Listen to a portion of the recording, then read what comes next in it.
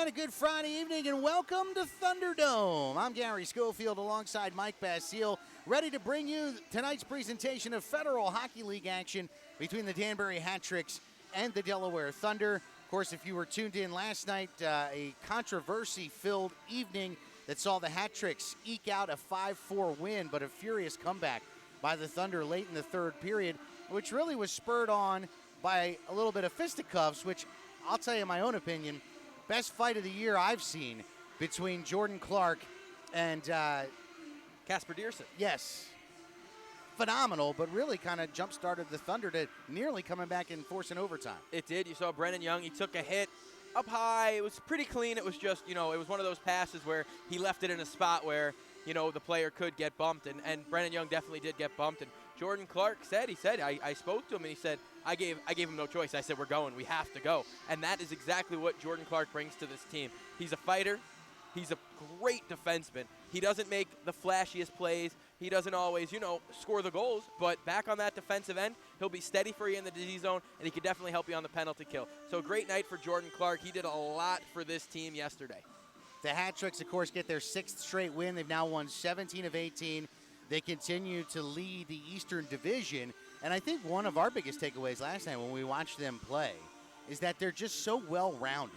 They protect the puck well. They break out well. They've got so many good skill players that it's difficult to keep the pressure off your goaltender. Oh, it's nearly impossible. I mean, you look at the shots on goal. Delaware had 34. Danbury only had 33. But they pick the right times to jump up in the rush. You see all their scoring chances. Breakaway, 2-on-1, 3-on-2. They pick the right time, and then when they have that top line out there with Levesque, and it could be Brody Gronell, it doesn't matter who it is. They find a way to get pucks to the front of the net, and when you have Atwell and you have Brown at the point, those two can be really dangerous back in their own zone or in the offensive zone. Danbury is a very dangerous team, and the Delaware found that the hard way, obviously, yesterday. But talking in that locker room tonight, I heard a lot of positivity. They feel like they can beat this team. They know they could beat this team. They've played 3 times. They've lost by a combined 4 goals in 3 games, the Delaware Thunder, to the top team in the Eastern Division. So Delaware's looking at this saying, hey, our record doesn't show where we're at. And you ask any team up and down this league, they know the Delaware Thunder are not a team to take lightly when they come to town. All 3 of those games as well, 1-goal games in the third period. The Thunder will look to try to flip the script tonight and finally get on the winning end of the ledger. Of course, another guy we talked a lot about last night was Dylan Kelly, who was phenomenal between the pipes for Danbury, but we're going to see a different goaltender in net tonight for the Hat Tricks, Thomas McGuckin, who you were gushing about coming into last night, coming off the weekend again he had last week against Carolina. What does he bring to the table for the Hat Tricks? When you have a weekend like that against the Carolina Thunderbirds, who have probably the most dangerous offense in the Federal Hockey League, you have to be really on a high note. Thomas McGuckin played absolutely phenomenal that weekend, and he was first star of both games, as he should have been. McGuckin played phenomenal that Friday night. He gave up a couple. Saturday night, he doesn't falter on 50-plus shots, so that's pretty impressive. And I watched the game. Yes, a lot of shots were from outside the point, but a couple second chances on the doorstep he turned away. They have Salak, who's really good, Campbell from the point. Carolina's got a lot of weapons. To shut them out and only 2 goals all weekend, that's a heck of a statistic to put up. We'll see what McGuckin can do tonight against Ryan Marker and the Delaware Thunder offense, but he's on a high note. Does the 1 game off maybe slow him down? He hasn't seen much time off lately with Dylan Kelly in the SPHL. We'll see how he can bounce back tonight after a night off. And it's the 3rd straight night for the Hat Tricks. Of course, they were in Watertown on Thursday, here last night, a day, at least an afternoon of rest before they get ready to ramp it up tonight. You mentioned Ryan Marker, a little bit of a shuffling of lines for the Thunder. Brandon Contrato moves back to the top line along with Marker. Obviously, they were quite a dynamic duo early in the season. You correct me if I'm wrong here. I think the move to send Contrato to a different line was to try to spread out some scoring, which was a real Achilles heel for the Thunder early on in the year. They have seemed to got a more consistent second line with Evgeny Dem and Anton Kalinin and Patrick Tundle, and maybe now trying to relight the magic of the Marker and Contrato connection. Well, I tell you, the best thing to happen to this team is Patrick Tundle playing consistent hockey.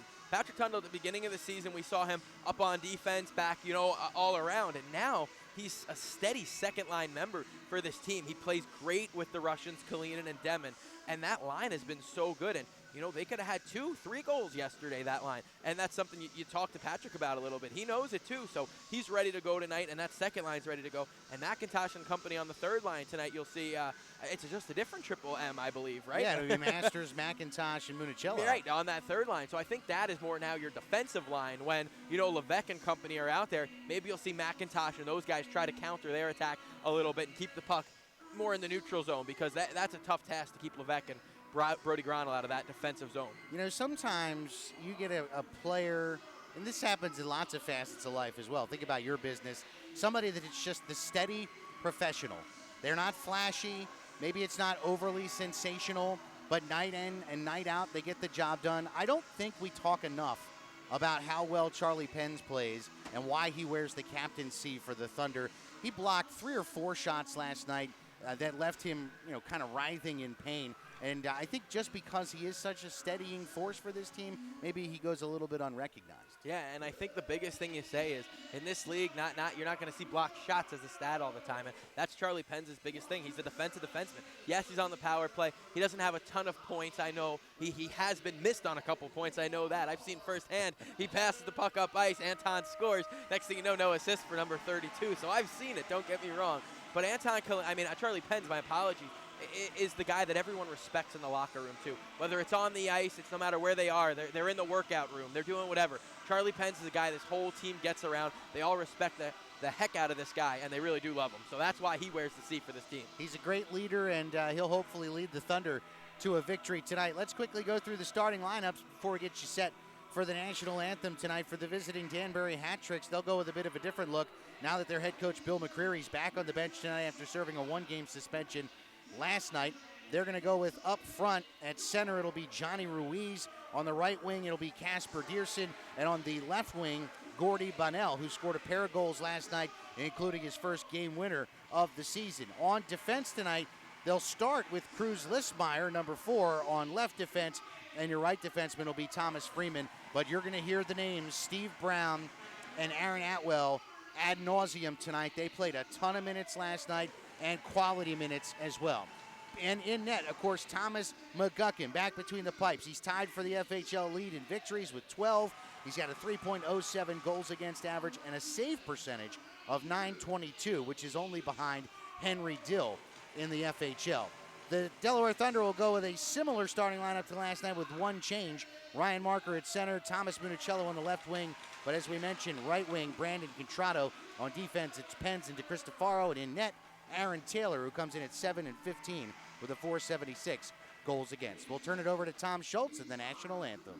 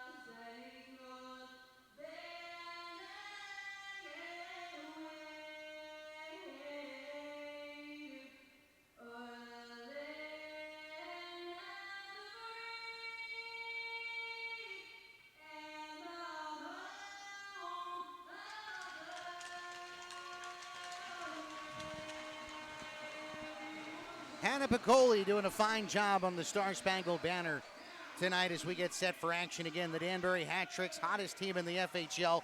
They've won 17 of 18, 6 straight. and they'll go for a lucky 7 in a row tonight. The Thunder lost 1 straight. They've won 4 out of their last 7. They are looking to continue to gain ground on Elmira in the Eastern Division, where they currently sit in last place. A couple other scores out of town. Port Huron and Columbus, they're in the second period. That game is tied at 3. A couple of early starts tonight on the docket as well in the FHL. And then later on tonight, Danville takes on Battle Creek. And of course, the hat tricks are here against the Thunder and the Mentor Icebreakers in Carolina.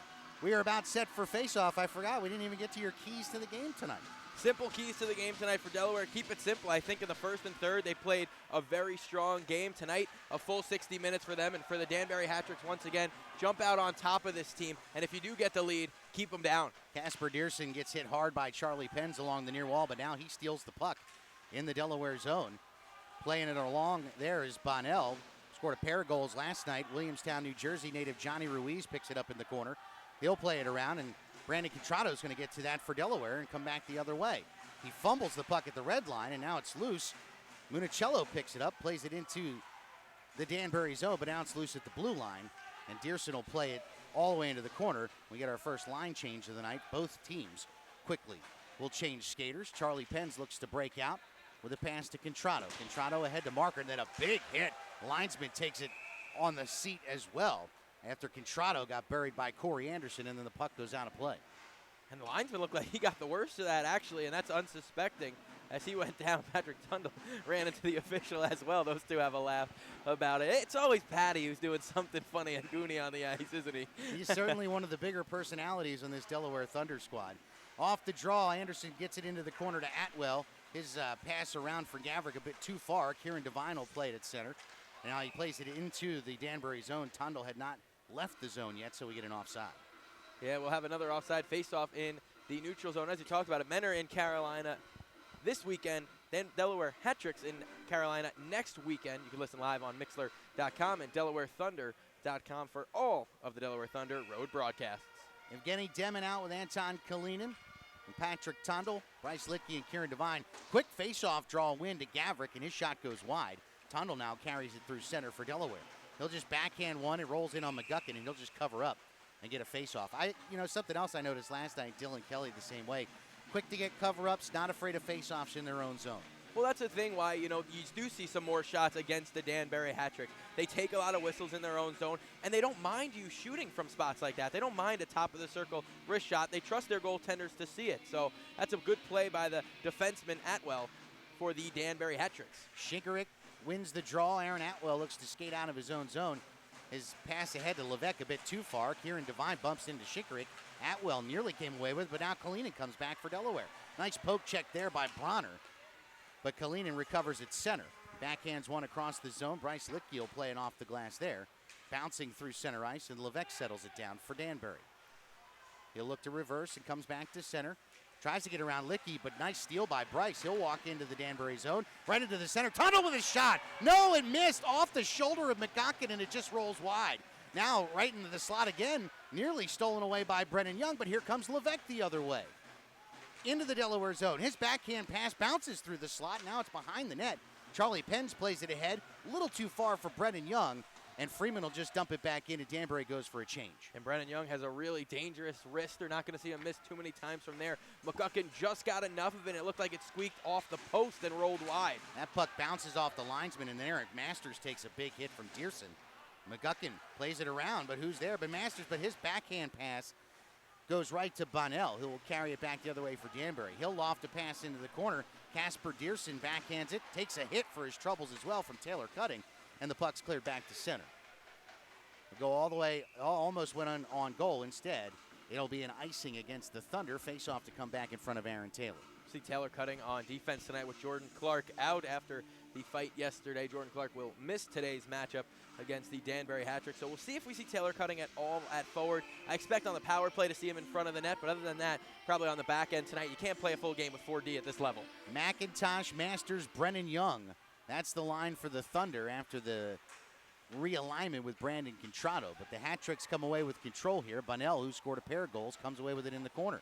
He'll walk into the circle. Backhand shot blocked by Cutting. McIntosh passes it ahead to Masters, who gets it to Brennan Young. Tries to get through Freeman, nearly does, but a good stick work there gets the puck free in the corner. And now Dearson will play it ahead. Listmeyer will carry through center for the Hat Tricks. He'll wind, blast one. It goes off the skate of Taylor Cutting. And along the near wall, Daniel DeCristofaro clears it to center, but can't get it past Koshik. And now he'll flip one in Aaron Taylor, and he'll keep play going, handing it off to Cristo. Cristofaro clears it through center. This is going to go all the way down, but Contrado wins the race, so no icing there. Brandon gets control behind the net, throws it off the side of the net. Quick shot, Municello. Blocker save, McGuckin goes into the netting for another stoppage of play. I don't think Municello knew how much time he had. He could have settled that down, walked in, and got a real good shot on goal. Yes, a good scoring chance, but Delaware, once again, the first 5 minutes of this game, they come out storming. And this first line with a couple good chances already. And anytime you have Ryan Marker on the ice, you know you could have some scoring chances that way. Off the draw, puck comes loose along the near wall. Atwell gets it. Nice quick pass there to Gavrik. He'll carry it through center. Trying to get around to Cristofaro. Daniel's going to force him to the outside. Quick pass to the slot, broken up by Marker. Now here come the Thunder the other way. Marker through center with speed. He'll pull up at the circle. His shot's deflected by Atwell and wide. Rebound shot by Contrado goes off the side of the net. And now Gavrik's got it behind the net, and he'll play it around the far wall. A little too far for Tuma, but it'll get to Corey Anderson. Anderson, nice little touch pass to Tuma, who carries across the blue line. Koshik now pulls up, throws one in front, bounces off the stick of Corey Anderson, and Aaron Taylor will cover it up there with 16:05 to go. Aaron Taylor had to be ready for that one as it bounced around in front. Looked like it hit the skate of Daniel DeCristofaro and came back in on him. We're still scoreless as we approach the 4-minute mark in period number 1. Probably the hottest line right now for the Thunder is out with Demon, Kalinin, and Tundle. Shikarink is out with Levesque. He won the draw, but it got right through the skates of Bronner, and now Tundle comes back the other way. He'll drop one for Demon, but Shikarink with the defensive play plays it back to center. Evgeny wasn't quite out of the zone yet. That bounces off his shoulder and leads to an offside. Fortunately for Demon, not only is he not out of the zone, he takes the puck up high. It appears to be okay, but double whammy for Evgeny Demon. You look at Thomas McGuckin here, posted some good stats of late, got that save percentage way up to .922 now, and it shows he's a big part of this now 6-game win streak for the Danbury Hat Tricks. Puck was in skates. Evgeny Demon's able to come away with it, and Charlie Penz will fire one in from the red line. And that kind of handcuffed McGuckin a bit, and that's cleared out of the zone by the Hat Tricks, and Bryce Litke is able to settle it right in front of his own goaltender. Plays it across to Charlie Penz. 15:35 left in the scoreless first period. Anton Kalinin now. He'll look to break out of the Delaware zone. Skates around Bronner. He's across the red line. Into the Danbury zone. Walks through 2 defensemen. But a good play by Freeman to get that into the corner. And then he throws one from a tough angle. McGuckin easily makes the stop. And Danbury looks to come back the other way. Listmeyer will carry it into the Delaware zone. Loose in the corner. Penz gets to it. Plays it ahead for Litke. Bryce holding. Outlet pass for Kalinin. Bounces off the heel of his stick. And then Bonnell plays it along further, but a nice pass here looking for Brennan Young. A little too far, but he'll get to it. Just throws it blindly into the slot. And a good back check by Dearson brings the Hat Tricks the other way. Too many passes like that for the Delaware Thunder. Blind passes back. You start the other team out the other way. You already give them a couple feet coming out the other way with a couple forwards in deep. Dearson around the net, continues to hold. Down backhands in one from the circle. Didn't get a ton on it. I think he was hoping for a call of maybe a trip or a hook on Demon. None coming, but we will get a face-off to the left of Taylor. Probably could have got one there. The arms wrapped around his neck area. I was surprised the official's arms stayed down, but no call as we are just over 5 minutes into this contest, and we are still scoreless. Johnny Ruiz and Evan McIntosh on the draw. Mac wins it. DeCristofaro plays it along the wall, gets through Brett Menton, so it comes back to center. I think we'll get a whistle for an offside.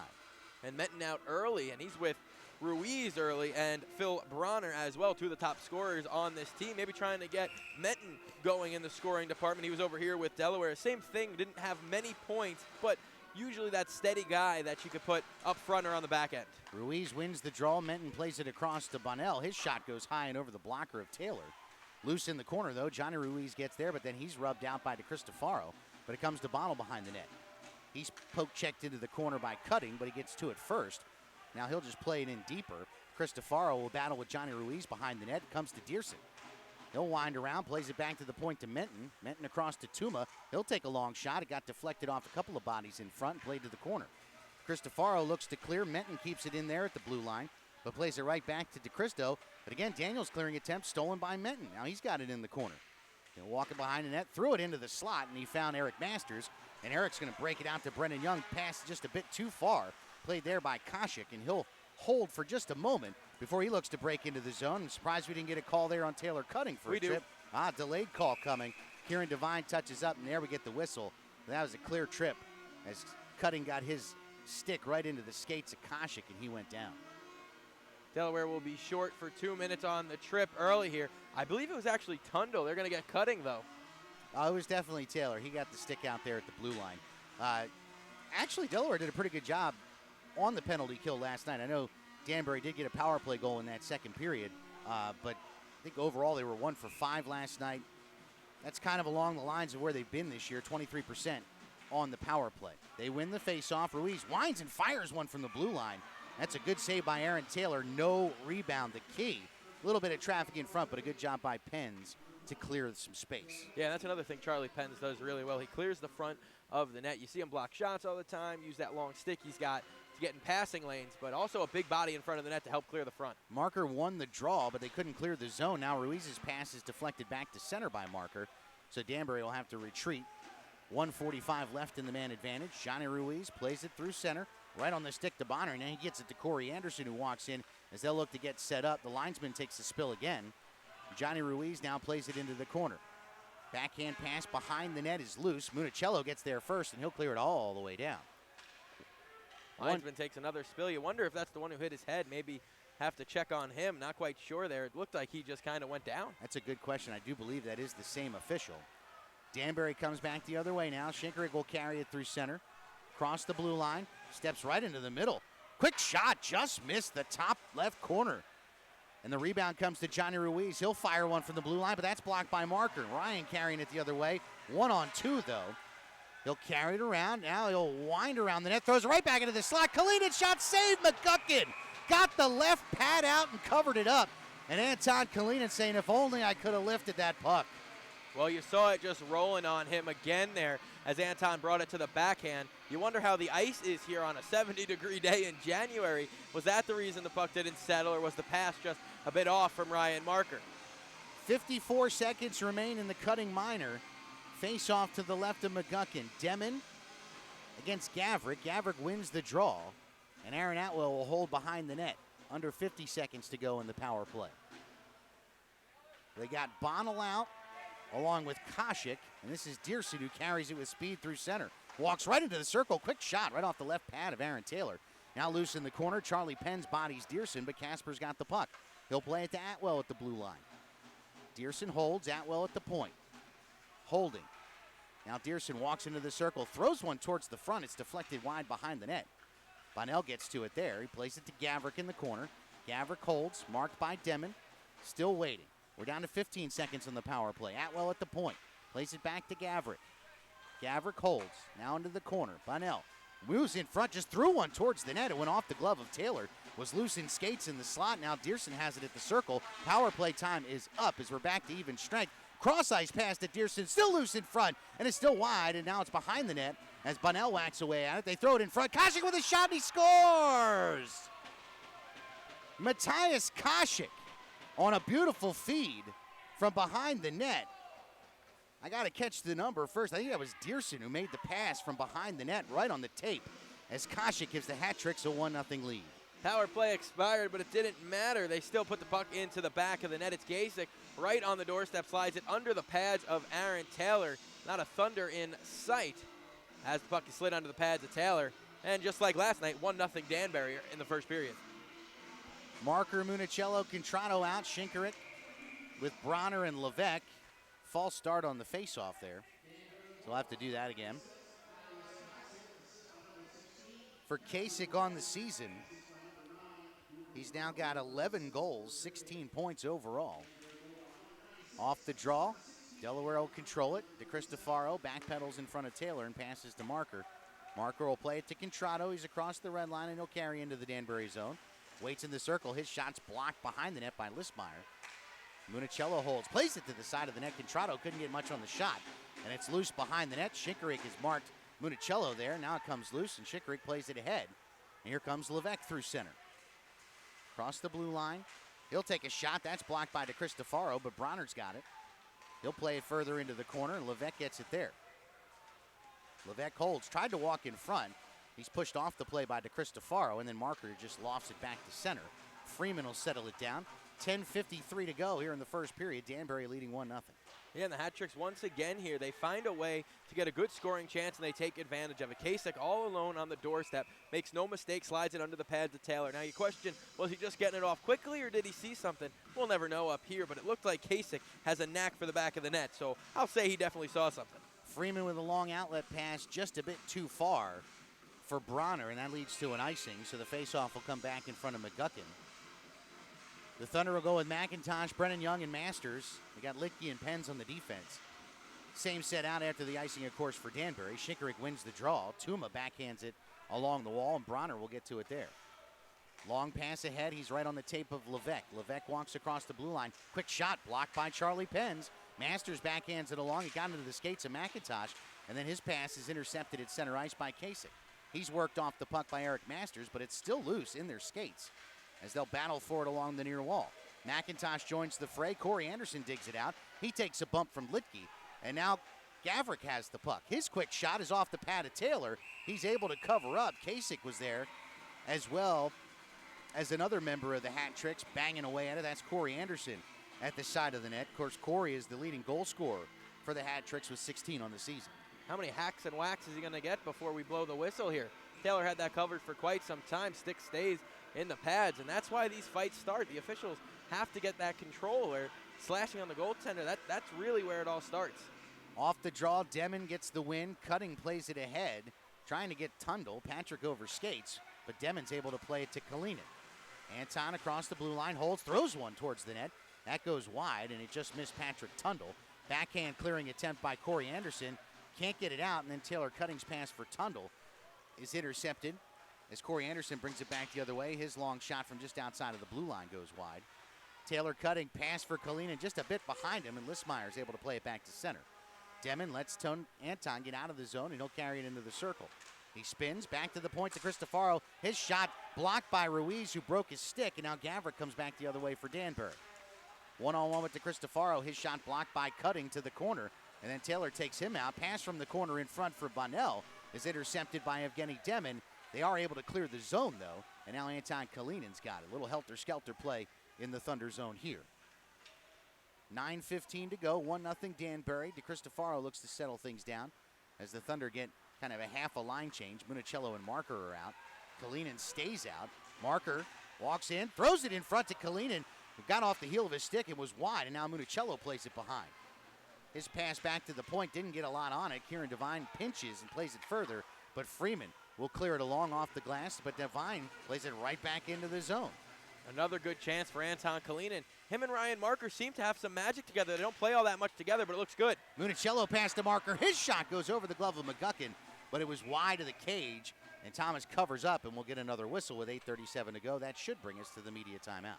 Listmeyer and Contrado after the whistle exchange a couple words. 1-0 as we hit the media timeout here in Delaware. Another packed house here at the Thunder Dome. Once again, reminding you that the Delaware Thunder hit the road next weekend, but you can still catch all the action on DelawareThunder.com and Mixler.com. And then don't forget the following weekend, we'll be back here 3 straight nights, Friday, Saturday, Sunday, our first Sunday afternoon face-off, a 3 o'clock start. You can get your tickets at DelawareThunder.com when the Watertown Wolves are back in town. Look, first 11 minutes and 23 seconds of this first period, it's been spirited action. Both teams have had good chances. Of course, Danbury's able to cash in, but it's been a pretty evenly played hockey game thus far. I would definitely agree. I mean, it's been fun to watch. The power play, no, it didn't have a power play goal on it, but that was the difference so far in this game. Never getting back into the play was Taylor Cutting or whoever that third forward would have been before the goal was scored. So although it doesn't go as a power play goal, it accounts all the same in my eyes. Kind of a similar scenario to what led to the first goal last night to put the Danbury Hat Tricks up 1-0. We'll see if the Thunder can answer here. 8:37 left. Face-off coming to the left of Thomas McGuckin. Shinkaruk will play it. He'll face off with Marker here. It's Levesque out with Bronner, Tuma, and Atwell, the defensive pair. Shinkaruk wins it, but Municello picks it up behind the net, throws it into the slot. Contrado whacks away at it. Still loose in the slot. Aaron Atwell doesn't get it out of the zone. as Charlie Pence plays it back behind, and Thomas McGuckin's got to cover it up again before Contrado gets his stick on it. That's a cat-like reflex for McGuckin. That thing was bouncing like crazy. And if McGuckin misses that behind the net, Contrado could have the wraparound nice and easy for his 11th of the season. I believe it would be for Brandon Contrado, his 10th. My apologies. Thunder certainly seem to be playing with a bit of a jump in their step tonight, especially that line you mentioned in the pregame. And adding Contrado along with Municello and Marker could be a really good fit here. Off the draw, Patrick Tundle with a chance. That's played to the corner by McGuckin. My apologies. Tuma plays it around the near wall, but Charlie Pence will keep it there. He'll play it in deep. That's intercepted by Bronner. He plays it off the wall. Now Levesque has it. Hands it off to Shinkaruk. He'll walk into the slot. Quick shot and blocked again by Charlie Pence. Demon picks it up in the corner. Little touch pass for Kalinin. It was right through his skates. Tuma makes a nice play at the blue line to keep Tony off the puck there as well. Pass nearly intercepted by Demon, but Shinkaruk gets it back from Bronner. He'll walk into the circle. Now he's right into the slot. Shot score! Carter Shinkaruk with a beautiful move to get through the defense and set himself up point blank from the slot. Beats Aaron Taylor, and it's now 2-0, ninth goal of the season for Shinkaruk. The puck was on edge. It was rolling a bit, and that's so tough for the goaltender under the glove of Aaron Taylor. Right through the slot, and Evgeny Demon just throwing the stick, kind of add to the play. Shinkaruk going to the net there, and that's not going to be enough to get the job done. Shinkaruk walked right by him and was able to score. 7:44 to go. McIntosh, Corey Anderson on the draw. The Hat-Tricks win this one. Pass out by Listmeyer's blocked by Young, but it comes to Freeman. Well, this is where we were yesterday, Gary. That's right. Gavrik will carry through center for the Hat-Tricks. Across the blue line. Passes it back. Kasich with a shot. That goes well wide, but Listmeyer pinching from his point position. Gets it to Gavrik. Gavrik throws one in front. Kasich went down. And now we've got a delayed penalty call as we're going to get, looks like an interference. We're going to get Anderson or Gavrik there, but somebody ran into McIntosh. It's on Anderson. So he'll go to the box. Power play coming up for the Thunder. I believe it's Anderson, and said this once, I'll say it twice. I've never seen a player skate to the box, no matter how blatant the penalty is, and not say something. Whether it's Taylor Cutting on the first penalty or Corey Anderson right there, you never see him not say something, even if it was about a missed call maybe 3-4 games ago. That's an excellent point. 7:20 to go in the first period. 2-minute minor for interference to Corey Anderson, and now the Thunder go to the power play for the first time tonight. Off the draw, Shinkaruk wins it into the corner, but now it's loose. Back to the point, Contrado. Contrado across for Pence. Pence with a shot. That gets deflected into the corner. I think Tuma got a stick on it. Now Marker at the near wall. His backhand pass is deflected by Bronner, and Contrado's just going to play it deep behind. Trying to get to Demon, but a bit too far. Gets Kalinin instead. Back to Demon behind the net. Again, he'll play it to Marker. Down below the dot. He'll walk it back. Demon down low. Walks in front. Backhand shot. And that's saved by McGuckin with the chest, and he covers up. We'll get a face-off to his left with 1:31 left in the power play. Good save there by Thomas McGuckin. Gets to the top of the crease. Might have hit a skate or two even in front as it came in on him. Hits off the chest, and he covers up. Tough save for McGuckin, but once again, showing what he did in Carolina was no fluke. Off the draw, Contrado at the point. We'll have to backhand it deep. Demon's got it in the corner. He's marked there by Brown. And now, man, Demon takes a whack at Brown with his stick. Luckily, he didn't really make contact. Contrado winds and fires, and he scores! Brandon Contrado, top shelf power play goal. 9th of the season, gets the Thunder on the board and cuts the lead in half.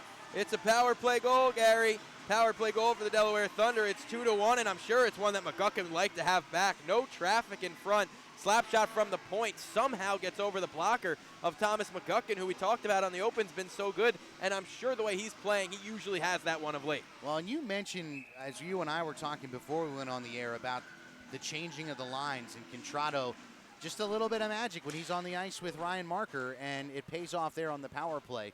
2-1 Danbury. Off the draw, DeCristofaro plays it back to center. Aaron Atwell control for the Hat-Tricks.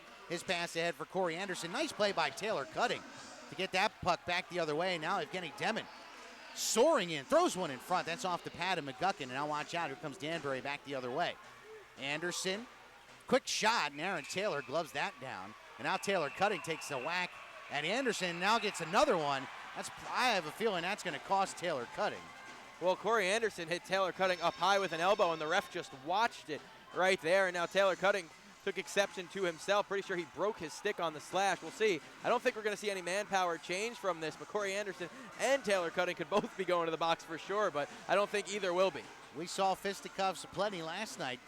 Couple of brouhahas. You were right, Taylor Cutting did break his stick. So yeah, no penalties there, as each were able to get a couple of jabs in. So we'll get the face-off in front of Aaron Taylor to his left. Shinkerick, a goal scorer tonight for Danbury. He's going to be out with Bronner and Levesque. Listmeyer, Freeman. This is the starting five for Danbury on the ice. 6:11 to go. Demon, Tundle, Kalinin, Litke, DeCristofaro. Off the draw, Shinkerick, clean win to Freeman. He'll just play it into the corner. You find Shinkerick behind the net. He's manned there. Demon comes away with the puck, and he'll play it ahead to Patrick Tundle. Patrick looks to clear off the stick of Bronner, but he gets to Demon. Demon with speed through the neutral zone. Pulls up in the slot, but then he fans on the shot. Now Tundle with a shot. He scores! Patrick Tundle goes off the skate of Listmeyer and beats McGuckin, and we're tied at 2. Patrick Tundle been the best player of late for this Delaware Thunder team. He gets this one tied up, and you can't help but laugh the way he celebrates coming back to the bench. And that's what happens when you put pucks on net. Demon gets it to the slot. His shot's blocked. Anton leaves it for Patrick Tundle, and he buries it off the skate. Sure, you could call it a lucky bounce, but at the end of the day, it's 2-2. This line has been the hottest line for the Thunder consistently over the last 3 weeks, and they cash in again. Tied it up, 5:52 to play. Johnny Ruiz comes out with Dearson and Bunnell, and DeCristofaro gets the puck off the faceoff, and he'll just carry it behind his own net as the Thunder will look to break out. Brandon Contrato scored his 9th goal of the game, or of the season, to get the Thunder on the board tonight. Pass there to Contrato's off his stick. Johnny Ruiz will play it into the zone, and he takes a spill on a push from Contrato as a result.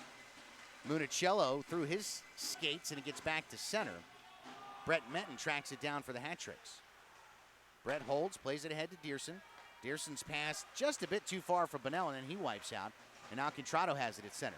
Skips a pass ahead to Marker. Marker will play it in behind the net. Brett Menton gets there first.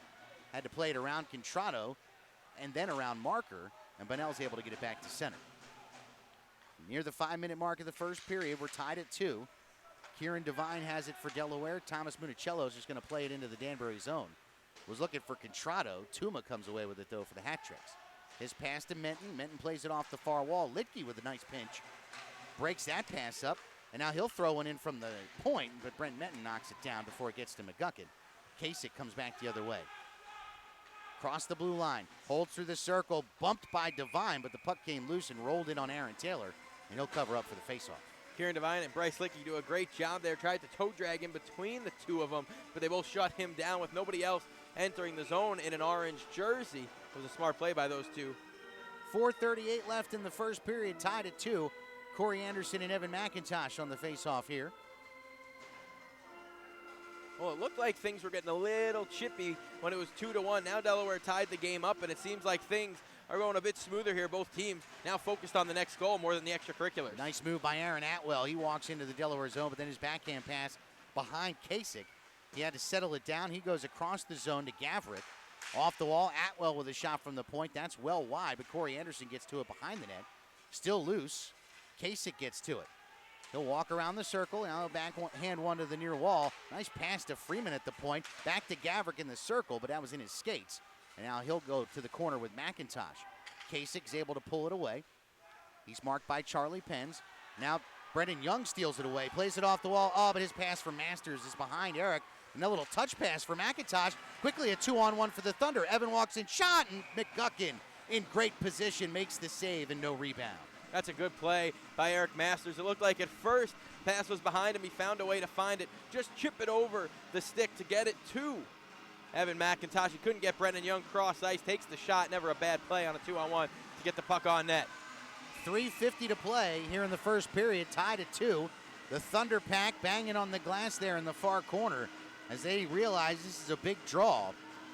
And I will say Danbury's done a much better job in the face-off circle tonight. Delaware won the majority of the face-offs last night, and they win this one. DeCristofaro from the point. His shot's well wide, but it bounces just off the pad of McGuckin, and then the net comes off its moorings. as he covers it up, 3:45 to go. And the first one in there is Patrick Tundle, once again looking for goal number 2 tonight. And Tundle, again, want to touch on him, how good he's been. He comes in, he's a bit of a utility guy. We saw that at the beginning of the year playing back on the third line. Then he moved to defense. Now he's up on the second line, and sometimes you see a player not take advantage of that. Patrick Tundle's taken more than an advantage of playing with these guys on the second line. And they make it easy, I'll tell you, Kalinin and Demmin. Tundle comes away with it in the corner, playing it back behind for Kalinin. Back to Tundle, not much on the shot. McGuckin makes the save, but Kalinin comes away with the rebound. Now to Demmin as the Thunder get their cycle going here. Tundle, back to Kalinin. Tony turns, gets it to Patrick. Backhand pass, and that's covered up by McGuckin as it was just a bit too far for Kalinin. We'll get another face-off in the hat-trick zone. How good is that, though? Again, Patrick Tundle, Evgeny Demmin, and Anton Kalinin circle in the offensive zone, and they wait, and they create, and they don't throw it back to the point dangerously. They don't do a no-look pass and lead the team out the other way. They circulate it behind the net until they have the opening. Then they go for the shot on goal. Danbury goes with a change here. Ruiz out with Dearson and Bunnell. Ruiz wins the draw. Listmeyer backhands one into the corner. Dearson's there first. Casper spins away from Kalinin and looks to walk it out of the zone. That puck's deflected by Demmin.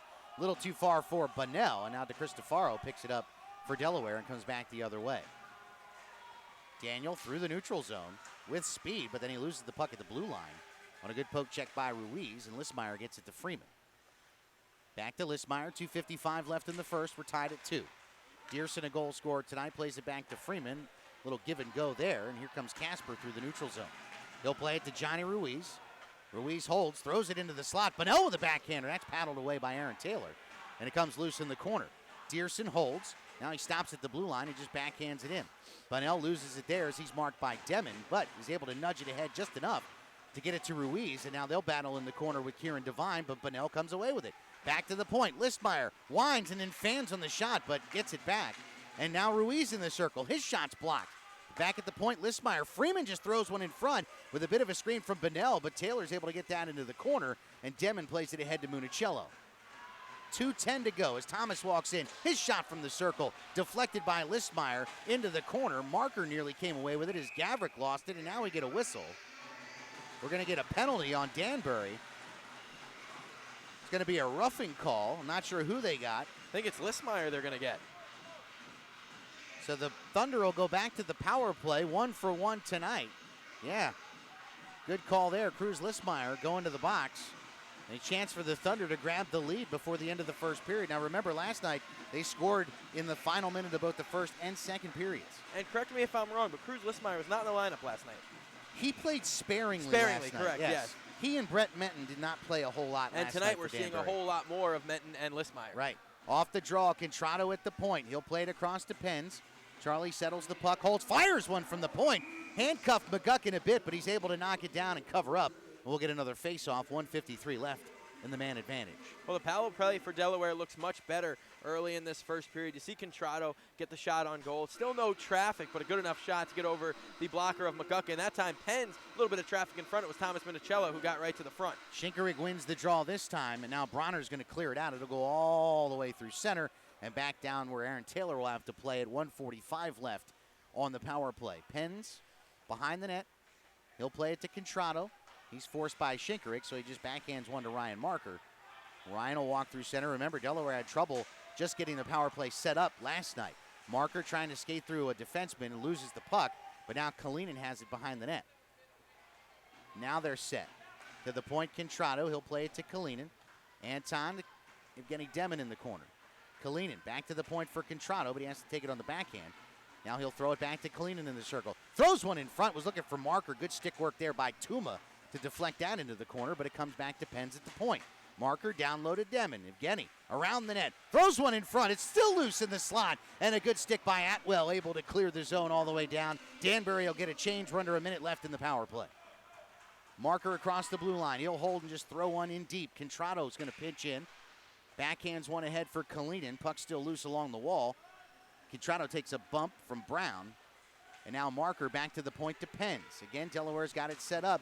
Well, plenty of zone time here. Not a lot of chances on this power play for the Thunder. Marker in the circle, across for Contrado. Brandon winds and then tried to pass to Marker, but it was well behind him. Ryan's able to backtrack and pick up the puck. We're down to 25 seconds left. Marker in the circle, winds and fires, and that one goes well wide, but Contrado will get to it. He backhands one past Demon to Kalina behind the net. Anton holds, waiting. Everything to the outside here for the Thunder. Demon along the near wall. 10 seconds left on the power play. He'll drop one to Contrado. He winds and fires. McGuckin sees that one all the way and makes the save this time up into the netting. And with 8.9 seconds left in the period and 7 seconds left on the power play, the Thunder will have one more shot to try to cash in. Again, a ton of zone time for Delaware, but like you said, everything's on the outside, so nothing really doing for Delaware thus far on the power play. The shot from Contrado, really no danger at all for McGuckin. Off the draw, we get a whistle. False start on the faceoff. Marker pinched in a little too close. So they'll do it again. Demon and Ruiz on the dot. Off the draw, it's a win by Ruiz. Atwell's got the puck. His clearing attempt, though, Demon nearly stole it away. But Johnny Ruiz is able to clear the zone, and that'll do it for the power play and the period. A very entertaining first 20 minutes, and after the session, Danbury 2 and the Thunder 2. Overall thoughts on the first 20 minutes of play? The first 10 minutes go to the Danbury Hat Tricks. The second 10 go to the Delaware Thunder. Really not much more than that. You know, both teams had their ups and both teams definitely had their downs. So first period, you look at it both ways, and you could say both teams could be a lot better in the second. A lot to talk about during the intermission report here. I know we have a chat with a couple fans as well, and thanking our sponsors. Absolutely. We have a lot of fun. Something new that we started last night that's going to become a regular feature of our intermission reports is our Meet the Fan segment. So keep in mind, if you're going to be coming out to a Delaware Thunder game in the future, keep an eye out for Mike or myself. We'll be patrolling the parking lot or when you're lined up getting ready to turn in your ticket to come into the venue. And we'll ask you some questions about what you like about Delaware Thunder hockey, your experience here, and we have a lot of fun with that. And I got to catch up with some of the Thunder Pack out in the parking lot before the game tonight. We'll bring two of those interviews to you tonight. Let's give you a scoring recap from the first period. First goal of the night, even strength right after the power play had expired as Matthias Kasich scored on a beautiful pass from Casper Dearson from behind the net. Gordy Bunnell, who had a pair of goals, he gets an assist as well. It's his 24th assist of the season. For Kasich, his 11th goal of the year. And then, just under 4 minutes later, Carter Shinkaruk with a great play on a pass from Phil Bronner made it 2-0 Danbury. For Shinkaruk, it's his 9th goal of the season. He's now got 30 points on the campaign. A few minutes later, though, the Thunder went to the power play, and not long into that man advantage, after a pass from Ryan Marker and a face-off win from Anton Kalinin, Brandon Contrado with a shot from the point. He cashes in his 10th goal of the year. He's now got 31 points on the season, and the Thunder were on the board 2-1. And then less than a minute later, Patrick Tundle lit the lamp on a shot that was actually off the skate of Cruz Listmeyer. Evgeny Demon gets the only helper on that goal, and for Tundle, it's his 3rd of the season, and that's where we stand, tied at 2. And this hasn't happened very often this season. The Thunder outshoot the hat trick in the first period by a total of 16-14. And it was a good second half of the period. As tough as the first half of the period was, that's as good as the second half was for this Delaware Thunder team. And you got to say, you look at what they did right in the second period, in the second half of the period. They stayed out of the box. They got a couple power plays, and they chipped the puck in deep and went to work. It was a much simpler second half of the period. I don't know what changed on the bench, but something got this team going. You know, it's interesting, too. If you were to ask me what my keys to a successful night for the Thunder were going to be tonight, I would have told you they had to win the first 10 minutes of this game. It didn't happen, but we talk about it a lot. And I know sometimes it just sounds like cliche or, you know, kind of broadcaster speak, but the resiliency of this group, like they don't quit. We saw it last night in the third period, you know, when it was 5-2 and 8 minutes to go, and you felt like the world was against you with the goal call that went against you in the first period. All of a sudden they come storming back, you know, kind of jump-started by a fight by Jordan Clark, but then Patrick Tundle with a great goal, and then great work again by Evgeny Demon gets them to within 1, and a furious flurry over the last few minutes, and a ton of credit to Dylan Kelly and the defense of the Danbury Hat Tricks, limiting second chances in those last few minutes. They easily could have been a tie game, but this team never quit. You saw it again there in as you mentioned, the last 10 minutes of this period. Right, and like you said, it could just be these people talking and saying, oh, hey, you know, yes, they're resilient. Oh, these are the home announcers. But it's true. They don't have many wins on that record right now, but they are finding a way to get things done. And tonight, 2-2 here going into period number 2. It should be a lot of fun this second period, and neither team, fan base is probably thinking, well, what can we expect for period 2? I don't know what to expect. You don't know what to expect. It was a crazy first period, and right now in the Federal Hockey League, it seems like high-scoring games are very, very natural. Without question, and I will say, we don't know what to expect, but I can guarantee you this. It will be entertaining, and we'll bring it back to you. We will thank our sponsors, and then we'll take a bit of a break. We'll come back with our Meet the Fans segment and get you ready for period number 2. He's Mike Basile. I'm Gary Schofield. Thanks for watching Delaware Thunder Hockey. Remember, you can always find the link at our website, DelawareThunder.com, or at FederalHockey.com. The Delaware Thunder would like to thank their corporate sponsors, Betsy Ross Pizza, Brimminghorn Meadery, Duck Creek Printing, Gatehouse Media, M&T Bank, Easy Loans Incorporated, The Barn, Harrington Insurance, Big Oyster Brewery, 47 ABC, Delaware Prep Ice Hockey, Bridal Bit Liquors, Charlie's Painting, American Hockey Services, Forever Media, Applebee's Grill and Bar, Robert Webster Cosmetic and Family Dentistry, Delmarva Chiropractic and Wellness Center, First State Fabrication, Pizza King, Post-Acute Medical, Premier Orthopedic Bone and Joint Care, Holiday Inn Express, Delaware State Lottery, Planet Fitness, Mission Barbecue, THG Transport Incorporated, the YMCA of Delaware, CrossFit Dover, Texas Roadhouse, Urco Ceilings and Interiors, Chick-fil-A, MD Mechanical, and Fine Line Website and IT Consulting. We'll return to the next period in minutes. I'm Gary Schofield along with Mike Basile. Thanks for watching Delaware Thunder Hockey at DelawareThunder.com.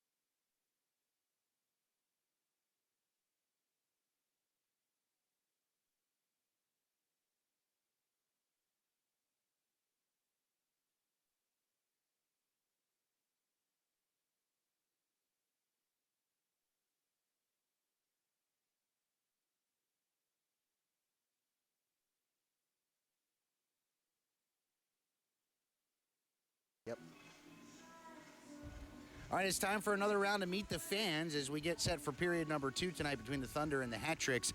And one of the cool things about coming to Delaware Thunder hockey is you can always find a great crowd tailgating at the Center Ice Arena before the game. I'm here with Jordan Atkins from Laurel. Jordan, first of all, tell us how old you are, my friend.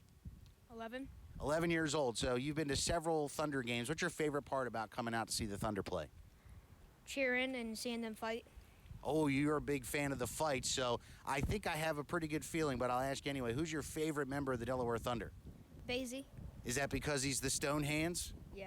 Awesome. So if you had friends at school or kids in your neighborhood or whatever that had never been to a Thunder game before, what would you tell them to encourage them to come out and be a part of this experience?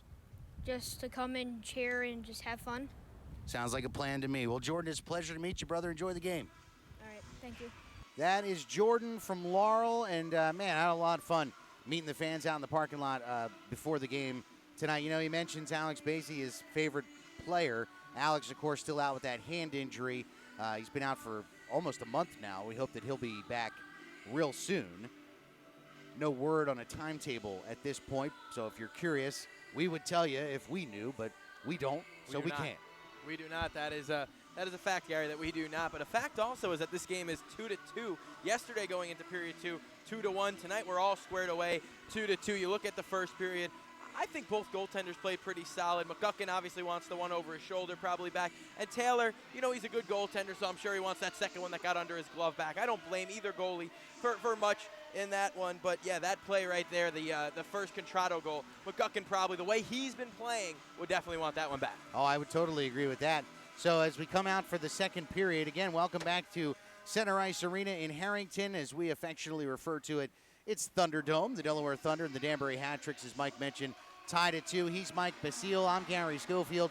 We appreciate you watching our presentation of Delaware Thunder hockey live on our YouTube channel, which, of course, you can always find the link at DelawareThunder.com or at FederalHockey.com. We appreciate the Danbury Hat Trick fans that are watching tonight. Hope you're enjoying the broadcast and appreciate some of the help with the pronunciations. That's always a fun time when you try to get them right as much as possible, but we need a little bit of help, so thanks for that. Appreciate it.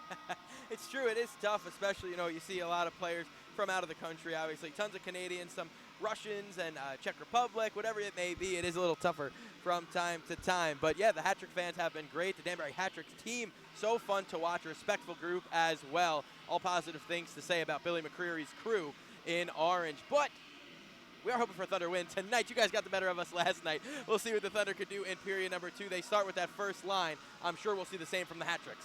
Couple of quick updates for you from the NHL. The Washington Capitals trailing at home in the second period to the New Jersey Devils, 1-0.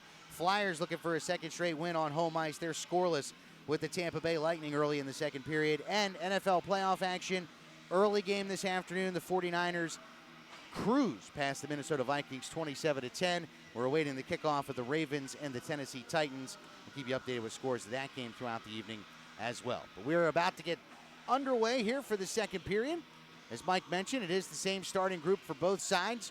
Ruiz, Bonnell, Dearson up front for Danbury, Marker, Contrato, and Municello for Delaware. Atwell controls after the opening faceoff, but his pass goes through the skates of Tuma. He's able to track it down, though, and get it back to Atwell, who will look to settle for a breakout for Danbury. Plays it off the wall. That goes off the skate of Contrato, but Johnny Ruiz is able to play it in deep. Taylor can't stop it. Bonnell gets to it, and he'll play it back the other way. Into the corner. Ruiz pinches, but it comes to Marker. He's able to play it around. Looks like Contrato's got it, but he fumbles. And Tuma just plays it back in deep. Charlie Penns will look for a clear. Off the wall, though, he gets Dearson.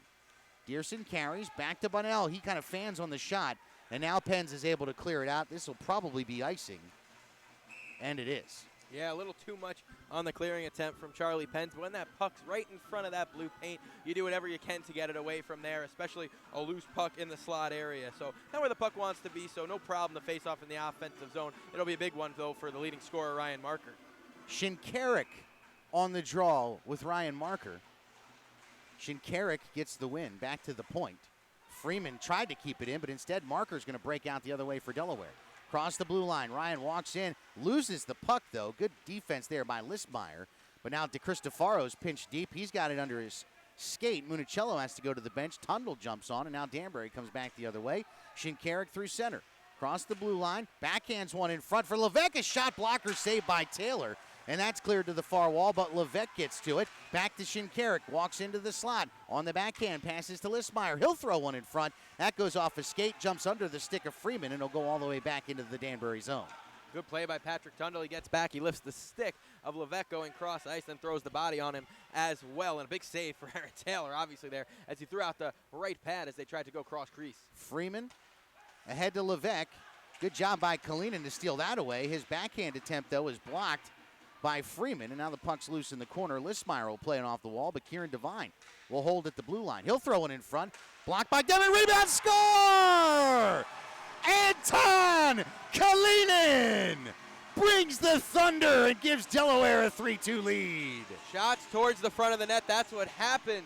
Appears there is a hat trick down, unfortunately, on the play. It might be Freeman. That is Freeman. Who blocked the shot painfully. That initial shot that I thought Demon knocked down, I think that might have got Freeman in the leg, and that came loose on the deflection there for Kalinin, who scores his 11th of the season. And don't forget, Anton wasn't even on the team the first week of the year. Right, and it's unfortunate for Freeman. He makes a great defensive play blocking the shot, but sometimes in hockey, that's just how it goes. It goes right onto the stick of Anton Kalinin. Never bad play to put the puck towards the front of the net. We wish the best for Freeman, who clearly is having a little bit of trouble putting any pressure on that right leg, I believe it is. He sure is. He's going to go back to the locker room. We'll keep an eye out and try to get an update for you if possible. But the Thunder grabbed the lead after Danbury jumped out to a 2-0 advantage early in the first. The Thunder have scored 3 straight. Danbury looks to answer back. Quick backhander from the far wall from Kasich is covered up by Aaron Taylor. And our medical team, Dr. Alexiev, leads the way there. Great medical team from Pam over in Dover Post-Acute Medical. Thank you so much to them for being a sponsor, obviously, and sending trainers out to every practice. Doctor on site always. Alexander wins the draw. Big shot from Atwell. Still loose in front. Aaron Taylor makes 2 big saves and finally is able to cover up. Gavrik as well as Corey Alexander both had a chance in front, but a big stop by the Delaware netminder. He does not want to give that lead back to an even square playing field, and Aaron Taylor made 2 or 3 big saves there. I find it interesting they've kind of changed the defensive pairing with Atwell and Brown. They were so good last night. They haven't been on the ice together tonight for the hat tricks. Trying to spread the love out maybe a bit here. Atwell throws one from the point. That deflects wide of the net. Not sure who got a piece of that one, but now Brendan Young comes the other way for Delaware. Cross the blue line, gets it through the defender, and then a big hit from Kasich. As the puck comes loose, Alexander's able to play it back to center. And that's where Litke settles it down for Delaware. He gets it to Masters. Masters backhands it in. Good play by Tuma to keep that away from Brendan Young. Litke again at center. Now Brennan at the blue line carries in. He'll hold. Continues to hold. Now he'll just throw it behind the net, trying to get Evan McIntosh, but a bit too far. Johnny Ruiz gets there for Danbury. He'll play it around to Dearson. Dearson pressured by Cutting from the blue line. Young with a shot, and that's blocked from McGuckin over the glass and into the netting. Oh, there goes another puck for us, eh? Up into the we're not going to see that one again, but a good save by McGuckin there, and a good shift by Brendan Young. He's not the biggest body out there. He got knocked off the puck going to the front, but he gets back into the play. He smartly covers for Taylor Cutting at the blue line and puts one out up and keeps the offensive zone faceoff for the top line, Contrado, Marker, and Monicello. Johnny Ruiz wins the draw. Listmeyer tried to carry out, but then his pass is intercepted by Penns. Now a side angle shot from Contrado goes high over the cage. And then a shot from DeCristofaro is blocked by Dearson. Daniel able to get back, though. But now the puck stolen by Ruiz. Now it's loose in the corner. Penns knifes it along, but DeCristofaro can't get it past Dearson. Puck still loose. Johnny Ruiz will wind and fire, and that's off the paddle of Aaron Taylor and into the corner. Dearson gets there first for Danbury. They'll look to work the cycle here. Ruiz behind the net. Marked by Ryan Marker. He just lofts one in. It's played by a high stick from Delaware. Now Danbury gets to it first, and Listmeyer carries back into the hat-trick zone. It's a great play, though, at the high stick. The puck's near the front of the net. Get it out any way you can, and you let Danbury touch it next. Ruiz around Marker across the blue line. Backhands one, looking for Menton. Penn's got a stick on that, and then Aaron Taylor's able to cover up the rolling puck with 16:18 to go. The former Delaware Thunder, Brent Menton, with a shot in there on Taylor, and he skates right away. You know Brent Menton, no bad blood with his former teammates here, all chatting before the game. So the face-off coming to the left of Taylor. It'll be Shinkarik, Levesque, Bronner on the ice for Danbury with Tuma and Atwell on the blue line. It's Demon, Kalinin, and Tundle for Delaware. Demon wins the draw. Played around by Litke, but Levesque will get there first. Backhands one in front, and Litke easily plays that away for Delaware. Now here comes Tundle with speed. Walks across the blue line. Shot from the circle. That's off the stick of McGuckin, and another souvenir goes into the crowd here at Thunderdome. That's a great play by McGuckin because Kalinen's coming backdoor to the front of the net, and all Patrick Tundle's looking to do is leave a rebound for Demon or Kalinen there, but McGuckin smartly directs it up and out of play. No rebound. Face off to the right of McGuckin here. It's the same group for both sides. On the draw, Shinkarik wins it. Atwell backhands it back into the corner. That's where Shinkarik will look to clear ahead to Bronner. Through the neutral zone, he'll loft one into the Delaware corner. Atwell gets there first, pinching in from his deep position. He's held up by Taylor Cutting, though, and that'll draw a penalty. Again, great work, Aaron Atwell. Can't say enough good things about him. And that should be, I believe that's going to be at least a 10-minute misconduct for Taylor Cutting, as after he kicked the stick, it rolled into the official. We'll see here. It's going to be a 2 for the hook, and then we'll see. And a 10-minute misconduct, yes. Yep. So now a team that was already thin on the blue line. You know, Taylor played forward last night. He's playing back at the defensive position because of the absence of Jordan Clark. Now he's going to miss the next 10 minutes, and that puts you even more at a disadvantage on the D-line. Well, now the question, who goes back? Could Nikita Sedenko maybe play some defense? I know he has in the past. Patrick's played defense as well, Patrick Tundle. So we'll see what happens here. Taylor continues to chirp from the penalty box. Power play for the Danbury Hat Tricks, 0 for 1 so far tonight with the man advantage, although they did score their first goal just a few seconds after that penalty expired. They'll go with Corey Anderson, Johnny Ruiz, Phil Bronner. Shinkarik moves back to the point along with Levesque. So really 5 forwards on the ice right now for Danbury. Off the draw, Alexander wins it back. Shinkarik at the point. He'll play it to Levesque. Levesque down low. Anderson holds there. Shinkarik at the blue line. They'll switch spots. Now Ruiz. Down low to Bronner. Throws it through the slot back to the point to Shinkarik. Shinkarik to Ruiz. Good puck movement here by Danbury. Shinkarik shot from the point. That's deflected wide. Believe that went off of Bronner in front. Puck loose in the corner. Ruiz and Litke battle for it. It looks like Ruiz is going to come away from it. Plays it behind to Bronner. Loose in front. And now Evan McIntosh is able to clear it all the way down off of the stick of McGuckin. Gary, very rarely do I disagree with you, but I do believe that Aaron Taylor got a piece of that shot that got through towards the net, and it was a good save by Taylor as there was a ton of traffic in front. It looked like it hit the knob of his stick and rolled off to the corner. Down to 1:10 to go on the man advantage. Anderson right in front of Taylor and sends that one high and wide. Levesque holds at the point. And now he's battling with McIntosh for the puck. Johnny Ruiz plays it further. And now the Hat Tricks will look to get reset. Levesque from the circle across with a shot. And goes just wide and back to the point. Good keep here by Shinkarik. He plays it on to Levesque.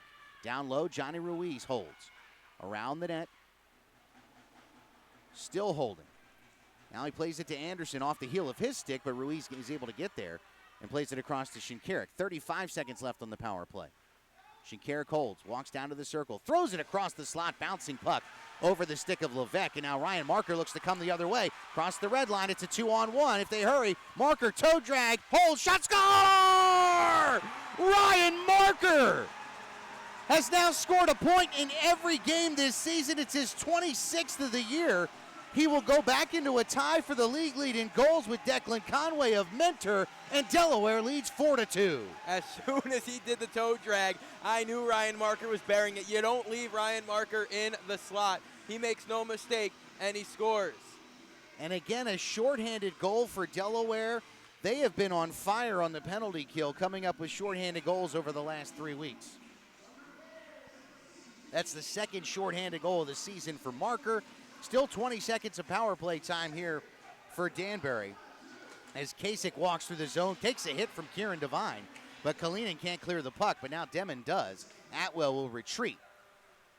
Back into his own zone. Aaron Atwell, backhand pass, jump under the stick of Dearson. Gavrick carries in. He holds, turns along the near wall, takes a bump from Kalinin, but gets it to Atwell at the point. He walks in, quick shot, save, rebound is thrown into the net, no goal. It's off the glove of Kasich, so no goal. Shocking. And now a little bit of chippiness in front of Aaron Taylor as Bonnell and it looks like Brennan Young getting into it a bit there. I'm sorry, that's Patrick Tundle. Well, you got to think there's a little bit of bad blood from the hat tricks here. They haven't found themselves down in quite some time, obviously. Now down 2 after being up 2-0. It's 4 unanswered by the Delaware Thunder, and it's a smart play by Kasich there. If you're getting the puck towards the front of the net, hey, maybe you chip it that way. It hits Taylor, bounces back to you, and you can tap it in. You never know. I like the idea, but unfortunately, you can't do that. Right, 13:43 to go. Power play time has expired, so we're back to even strength. The faceoff will come out of the Delaware zone because of the hand pass. Ruiz and Demon on the draw. Johnny wins it back to Anderson. Corey will carry it through and just backhand it in. But Bryce Litke is there for Delaware. Kieran Devine will play it along. A little touch pass from Kalina to Demon as he comes through the neutral zone with speed. Across the blue line. Works around Atwell. Throws it in front. Kalina a shot. A big save. McGuckin still loose in front. And McGuckin's able to cover up, but another glorious scoring chance from the line of Demon, Kalina, and Tundle. Wow, the Thunder are really buzzing right now. Everything seems to be going right. And it's a smart play by Evgeny Demon, who's so good on his edges. He keeps to the outside, and Kalina slows down and gets to the soft spot and is able to get a good shot on goal from the low slot. 13:24 to go in the second period. Delaware out to a 4-2 lead after the Ryan Marker shorthanded goal, his 26th of the year. He's back out with Municello and Contrato, but Shinkarik wins the draw. Tuma now behind the net. He's pestered by Contrato, but is able to play it along. Shinkarik will backhand it. Gavrik will come away with it. He'll drop it back to Shinkarik. He works around Marker. Now quickly a 3-on-2 developing for Danbury, but it's off the stick of Levesque. Levesque gets back to it, though, and now it's Shinkarik behind the net. He's holding. Back to the point. Tuma winds, fires, and that one's saved by Aaron Taylor. Good job by Penz and DeCristofaro to keep the traffic away from Taylor to give him a clear sight for that shot. Yeah, and it's a good save by Aaron Taylor, too. He comes out to the top of the crease, where the goalie should always be when the puck comes from the point. You got to be at the top of your crease. And the thing when you're out there, the deflection, if it comes, maybe you don't see it as quickly, but you're not going to probably react to it in time anyway if you're back in your crease. So you want to take up as much of the net as possible. Levesque plays it down low. Shinkarik side angle shot. That's saved by Taylor. Clearing attempt off the stick of Menton, and it'll go through the neutral zone and into the hat trick zone. Brett Menton gets there first, though, and plays it across to Listmeyer. He'll just tap it back to center. That's where Charlie Penz will play for Delaware. Cristofaro plays it along. Municello will bang it into the Danbury zone. Hat-tricks will go for half a change here. Listmeyer's pass for Menton a bit too far. Now comes loose in the slot. Shot by Ryan Markers, deflected high over the cage, and now Menton is able to clear it back to center. But again, Charlie Penz gets to that loose puck. Is that Marker's first hit of the season? I think it might be. It just may be. Loose in the neutral zone, and Ryan Marker picks it up just on the other side of the Delaware blue line. Through center, Marker works through Kasich. He'll just dump it into the corner. Takes a weird hop off the boards there, and it comes right back to Brent Menton. Now Sedenko gets tripped up at the side of the net as the net comes off its moorings, as Sedenko got mixed up with Listmeyer there. I think they're going to say it was kind of incidental contact, and Sedenko went down more from hitting the net from anything that Listmeyer did. I'm speechless. That is absolutely atrocious by the officials. Stick up high off the head of Sedenko, takes him out. Could have decapitated him. 11:59 to go here in the second. The faceoff will come back to the neutral zone, just outside of the Danbury blue line. Evan McIntosh, Johnny Ruiz has been phenomenal on the faceoff dot tonight, wins another. And Aaron Atwell, stretch pass looking for Ruiz, broken up by Litke, but the puck's still loose. Now Dearson will play it into the corner. He'll race with Litke there. Now it's in skates, still loose. Johnny Ruiz got to it. Gets it to Kasich. Kasich to Dearson. He winds and fires, and Aaron Taylor with the glove save. That ignites the Thunder crowd with 11:39 to go. Aaron Taylor seems to have found his groove now. Not that he wasn't good in the first again, but now he seems like he's seeing the puck much better. This is, I believe, correct me if I'm wrong, Gary, but was that Nikita Sedenko's first shift of the game? He was out for a very short shift in the first period, but yeah, it had been a while since he had been back on the ice. Anderson wins the draw. Atwell dumps it into the corner. Demon and Anderson fight for it behind the net. Evgeny Demon gets to it. Was trying to chip it along to Marker, but again, gets into the skates of the linesman. That's been an ongoing theme this weekend. Another clearing attempt. This time it goes off Bronner, but Evgeny Demon's able to get it back to center. Patrick Tundle will play it in behind the net. McGuckin holds it up there, and he'll just backhand it to Atwell. Atwell, quick pass to Bunnell. Of course, scored a pair of goals last night. He walks into the Delaware zone. Marked by Tundle. A lot of stick work going on there, and Bunnell gives him a shove as they go by. Now a cross check from Patrick Tundle. on Bunnell goes uncalled as the puck goes back to the neutral zone. Tundle, just lost the puck as he worked his way into the circle, and now Aaron Atwell skates through a couple of defenders. Little poke check from Tundle. Now a big hit at the blue line as Evgeny Demon and Bunnell come together. Demon loses his stick. Puck loose behind the net. Glorious chance jumped over the crossbar there for Municello. Now Demon overskates. Getting a little helter-skelter here in the Danbury zone, and now Delaware looks to take advantage. Evgeny Demon turns in the circle, throws it into the slot. Municello, side angle shot from Kalina, goes off the side of the net. But right back to him, now we get a whistle as the net got knocked off its moorings with 10:29 to go. All that time, the net's been off. I don't know if that goal would have counted by Kalina because the net was off. I wonder if that's why he threw it wide, because the net wasn't in the proper spot. The net was indeed off, but Patrick Tundle was going absolutely wild on that shift, throwing the body around. Nearly had a good scoring chance as well. And that's when Patrick Tundle plays his best, when he is fired up and he's really flying. Ryan Marker out with Municello and Contrato. Shinkarik on the draw. Quick shot. That was deflected off Shinkarik and then hit Listmeyer. And now Contrato gets it back, but he gives it away. Freeman, good to see him back on the ice. He clears it away for Danbury. To Cristofaro now. Now Contrato, Levesque. Levesque wants to go with Contrato. Brandon says no thanks, and we'll play it into the zone. He takes a big hit from Listmeyer and comes up holding his ear as Danbury comes back the other way. Gavrik and Levesque.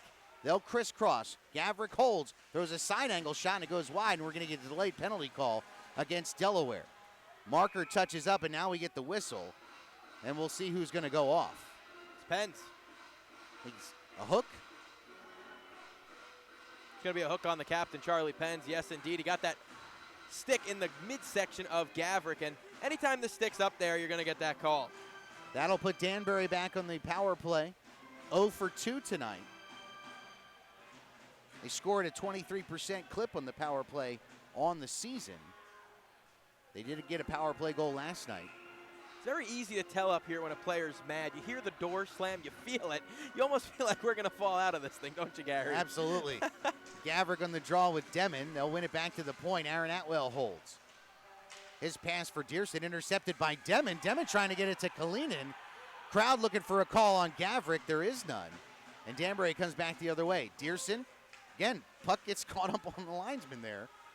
But it comes back to Dearson as the hat tricks get set up. Aaron Atwell winds and fires one that got just past the diving Kalinin, but Aaron Taylor has been really good tonight in not allowing any rebounds as he gets that in the catching glove and holds. Yeah, he knocked it down with the blocker into the catching glove. That's how good that save was. 9:34 left here in the second period. 1:39 to go on the Charlie Penn's minor. McIntosh, Marker, Devine, Litke out on the kill for the Thunder, who have Gavrik, Kasich, Dearson, Bonnell, and Atwell.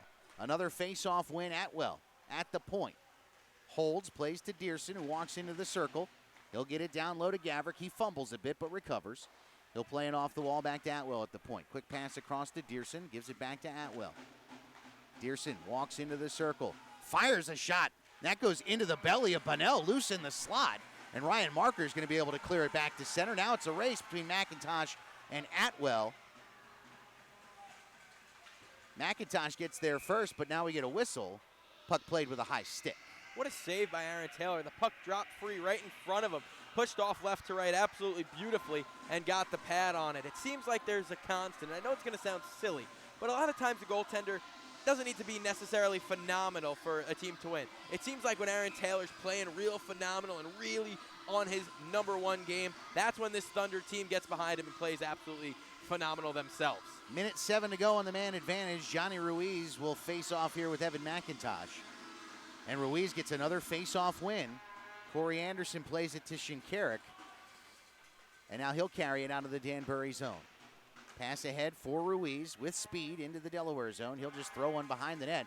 Bounces off the cage. It's loose. And now it comes to Ruiz. He loses it to Marker, who almost had Evan McIntosh, who would have gone for a break, but that pass went just under his stick.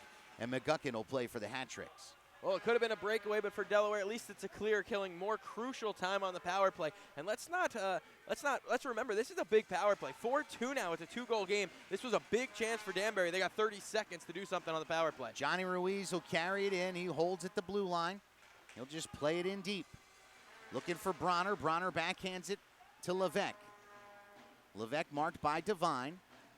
keeping him to the outside. 15 seconds left. Shinkarik at the point. Back to Levesque in the circle. He holds, throws one in front. It's off the stick of Ruiz and wide. And Ryan Marker's able to clear. Gets it past Shinkarik. That should just about do it for the power play. 2 seconds left on the minor depends, and we're back to even strength. Just under 8 minutes to go. Shinkarik carries it through the circle. His shot's deflected to the corner by Kieran Devine, and Ryan Marker will grab it there for Delaware. Plays it around the boards. Patrick Tundle holds. Just under the stick of Demon. And now Tuma had a chance quickly there, but now that pass goes off the heel of the stick of Bonnell. He'll wind and fire one from the circle, and Aaron Taylor again. No rebound as he holds for the face-off. That'll bring us to the media timeout with 7:34 left in the second period. Well, a good second thus far for the Delaware Thunder. Everyone seems to be playing good. Bryce Litke back on defense seems to be playing one of his best games of the season. And it's important that he is because they don't have Jordan Clark tonight. Taylor Cutting's now out for at least another 5-6 minutes, I believe. I'm not good at math, Gary, so you'll have to help me with that. But Litke looks good. DeCristofaro, usually one of the most solid defensemen on this team. Kieran Devine and the captain, Charlie Penz, already has 7 blocks at least tonight. I was going to mention Bryce Litke in the pregame because I felt like he played a really good game for Delaware last night. And again, kind of a new face. This is his 3rd week with the team. A chance for him to play a little bit more, obviously, with the injury to Clark tonight. The defense has held up pretty well for Delaware tonight. You know, Danbury has done a really good job, and they're just really good. They're good at puck control. They're good at cycling. They create chances.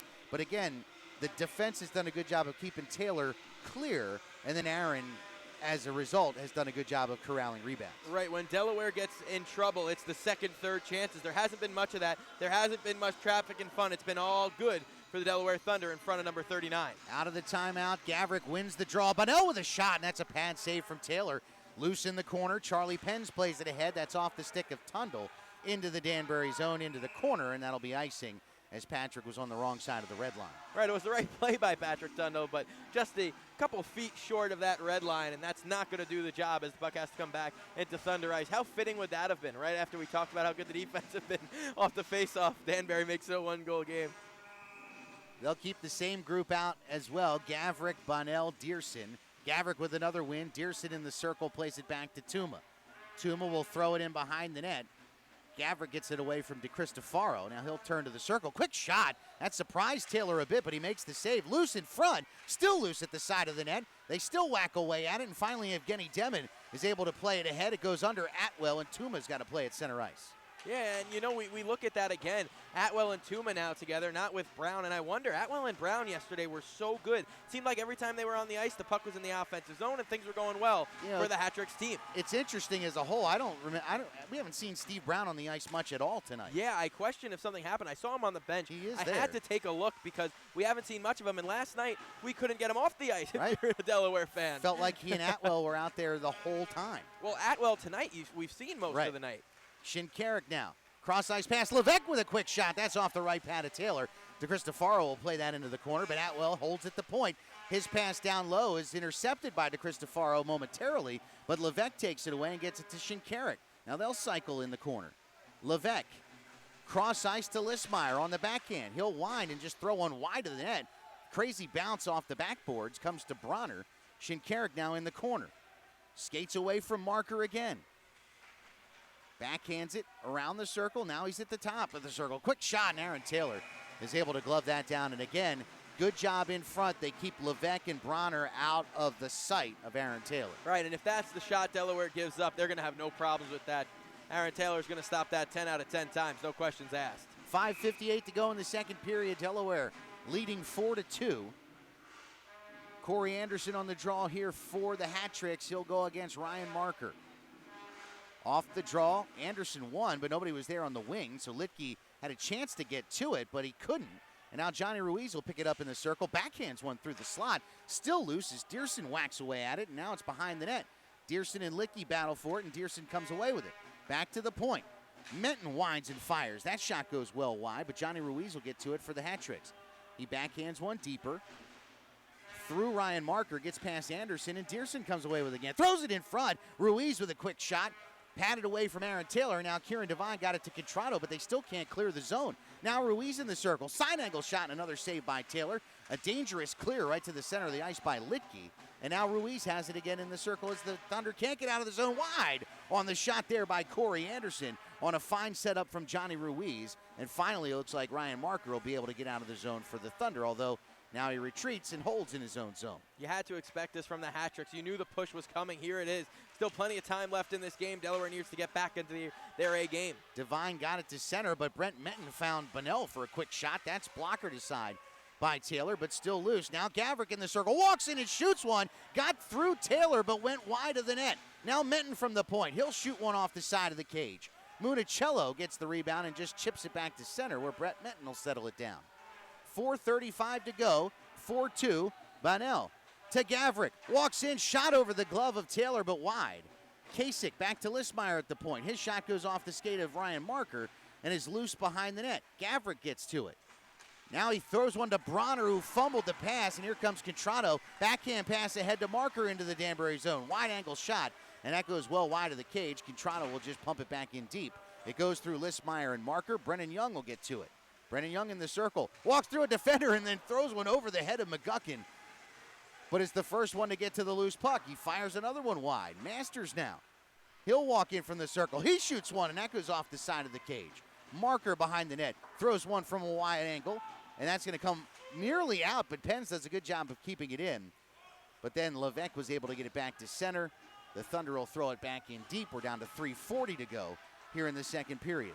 Well, just a little bit of what Brennan Young can do there as he walks by Listmeyer in front, and nearly had another chance there. Here come the hat-trick. Shinkarik drop past Levesque. Levesque backhand shot off the glove of Taylor into the corner. Penz's backhand clear is just over Freeman, whose leg appears to still be bothering him as he comes back to the bench, hobbled a bit, and it's going to be an icing call against the Thunder. And Brennan Young nearly had another walk-in opportunity. Would have just been him, and McGuckin couldn't get the puck to settle. 3:25 to go, 4-2 hockey game.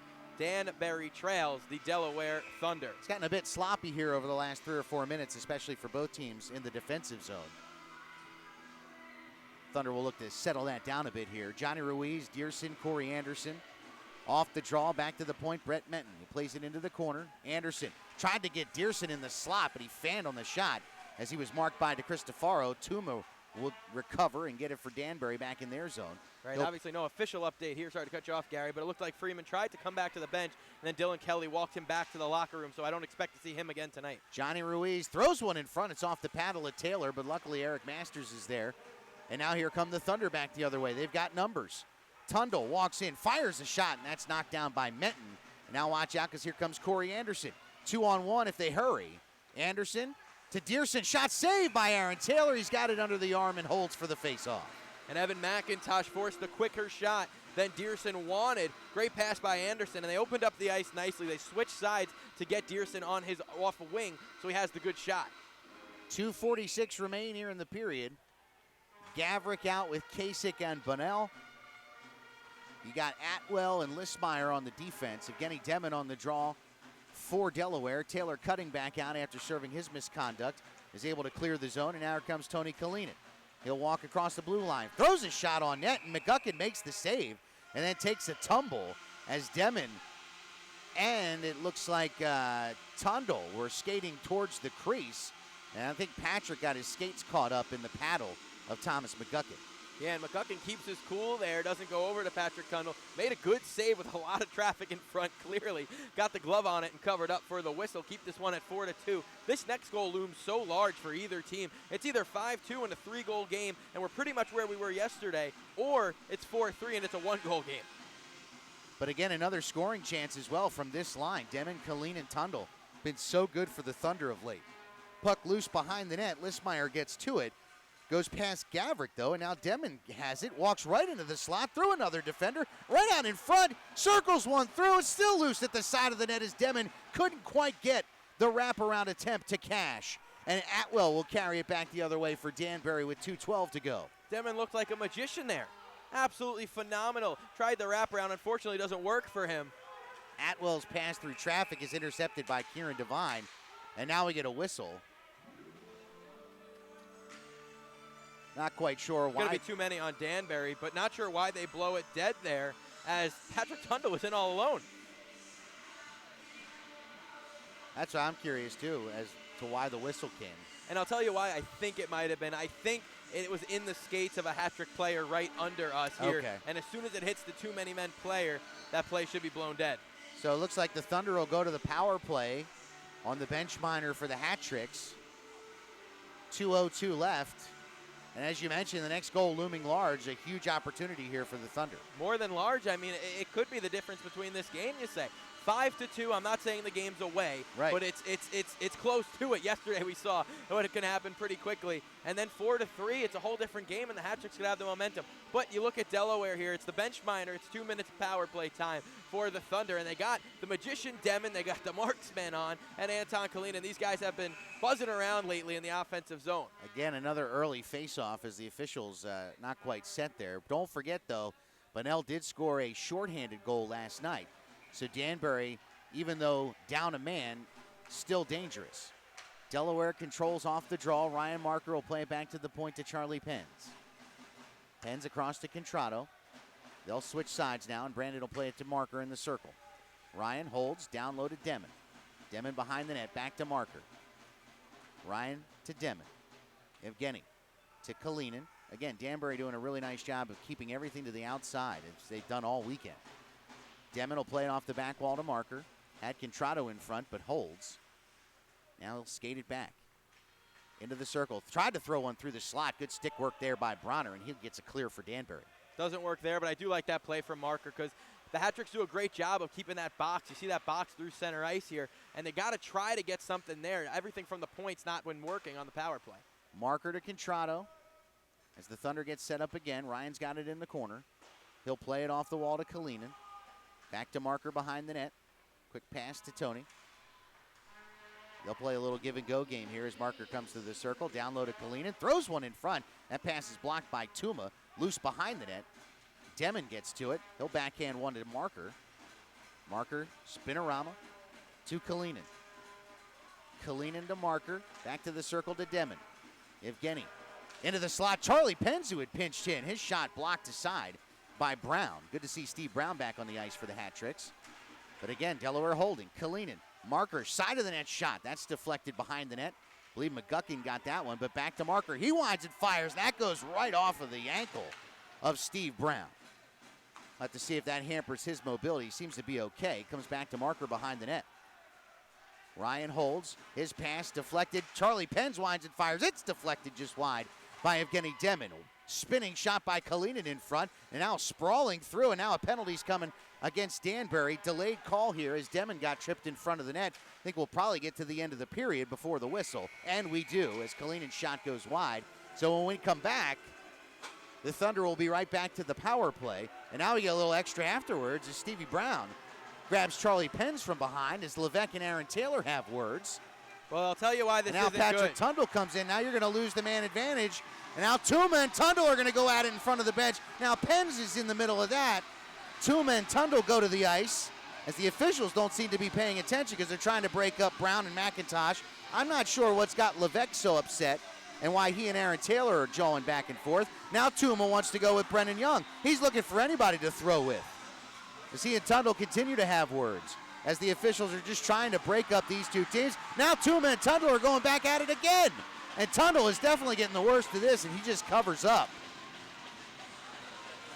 As just, it's mayhem here at the end of the second period.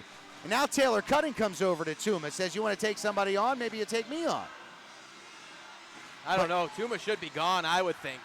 Well, right, because they had already fought. The linesman broke it up, and then he went right back into the fray. Now Aaron Taylor's going to go back to his net. Not sure why he's doing that instead of just going to the locker room at this point. Period's over, and now Levesque's going at Patrick Tundle. They're going to they finally get Tuma back to the bench for Danbury. Now they got Cutting off the ice. Well, this will be interesting to start the third, to say the least. I'm curious as to how they're going to sort all this out, because you made the point perfectly before all the fists started flying, and Levesque is he's fired up and upset about something. But you made the point perfectly. The Thunder were going to go to the power play at the start of the third period because Demon got tripped in front of the net. Whatever Patrick Tundle did to upset Levesque is what got Tuma to go at him. and he's still barking at the linesman about it. Yeah, Levesque is not happy. That's to say the least. Brown is also not happy at all. But now, as well. Charlie Penns and Steve Brown are going back and forth now. And Levesque's down there. And that's what really caught my attention.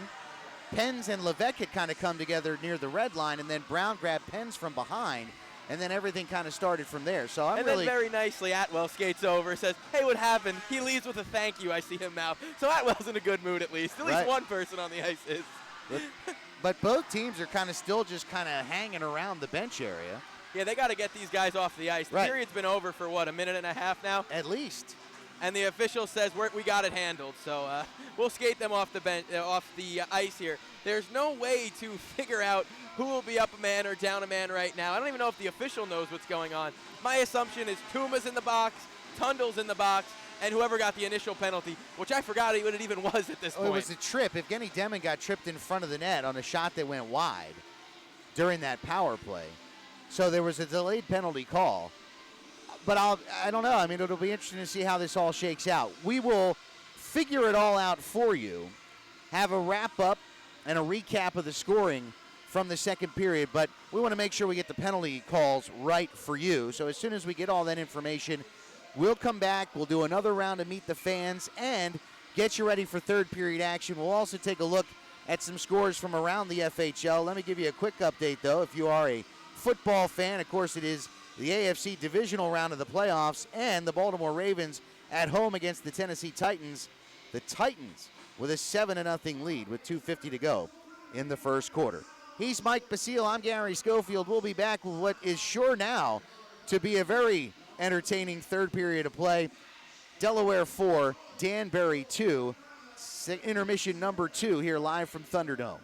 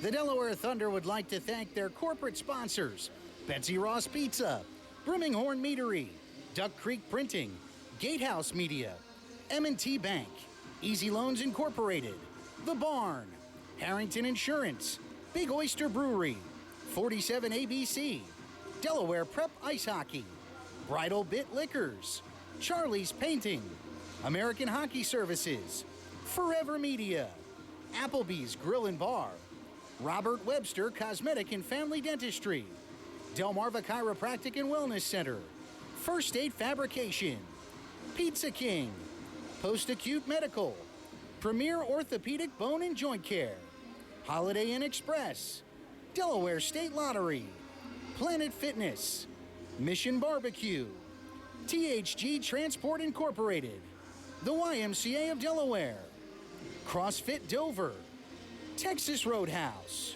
Urco Ceilings and Interiors, Chick-fil-A, MD Mechanical, and Fine Line Website and IT Consulting.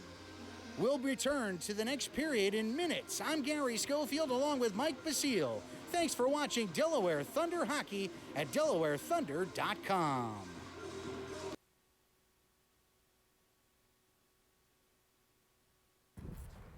It's time for another round of Meet the Fans as we get set for the third period tonight between the Danbury Hat Tricks and the Delaware Thunder.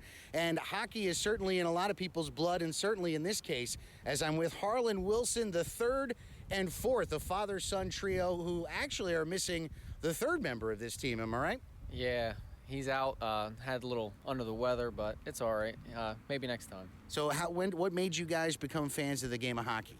Well, I've been a fan for a long time. I grew up, my grandfather actually got me started, who was Harlan Sr. He had me watching the Flyers way back when, early on, and ever since I've been a fan. Love it. So when you found out that there was a hockey team coming here to Delaware, is that something where right away you were like, wow, we got to be a part of that? Sure, absolutely. Yeah, we love it.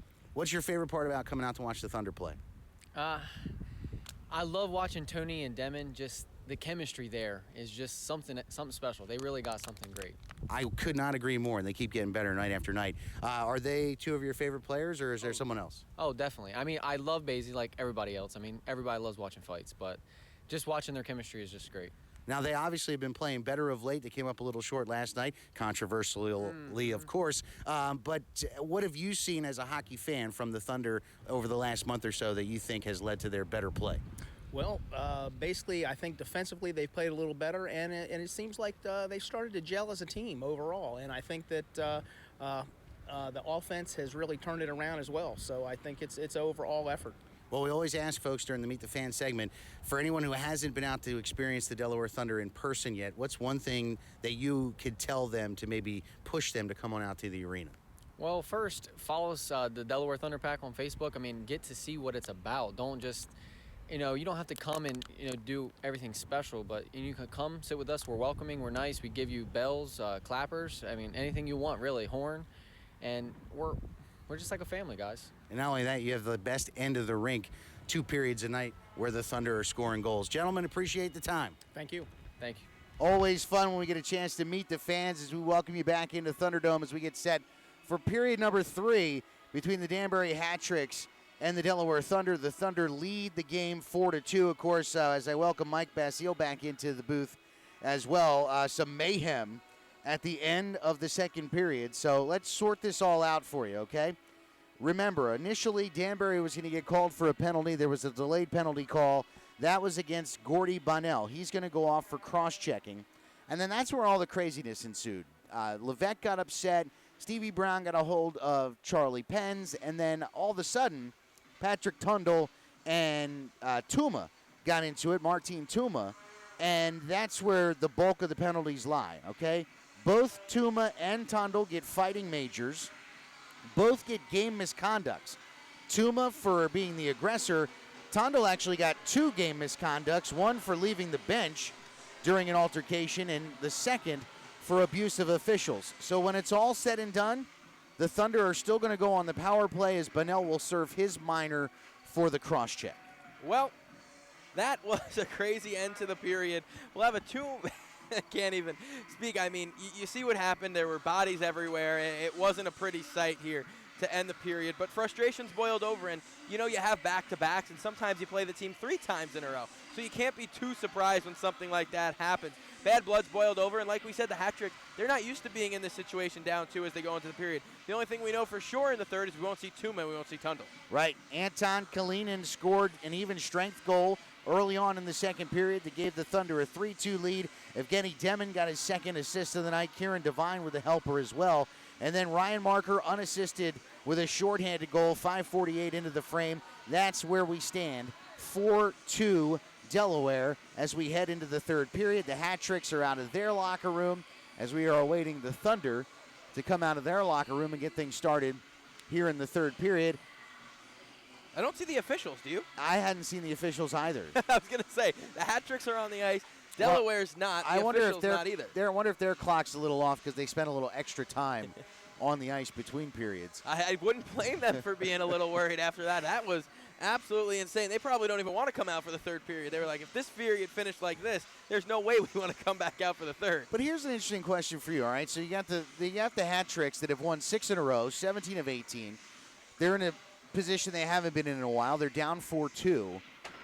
The way that period ended, you would expect maybe a little more of that kind of play in the third period on a typical night. But given the situation that they're in, I would imagine they'd be more focused on tying this thing up, right? Yeah, I would definitely say so. This hat tricks team's usually a team, they don't get too involved in the fisticuffs, the after the whistle stuff. They're definitely more focused on finding a way to get the points more than anything. But tonight it seems like Delaware took them off their game a bit at the end of that second period. They took a couple penalties, which they don't usually do, and then a couple guys getting thrown out, this and that, the whole 9 yards. And now we'll see how they can respond in this third period. No officials still on the ice here.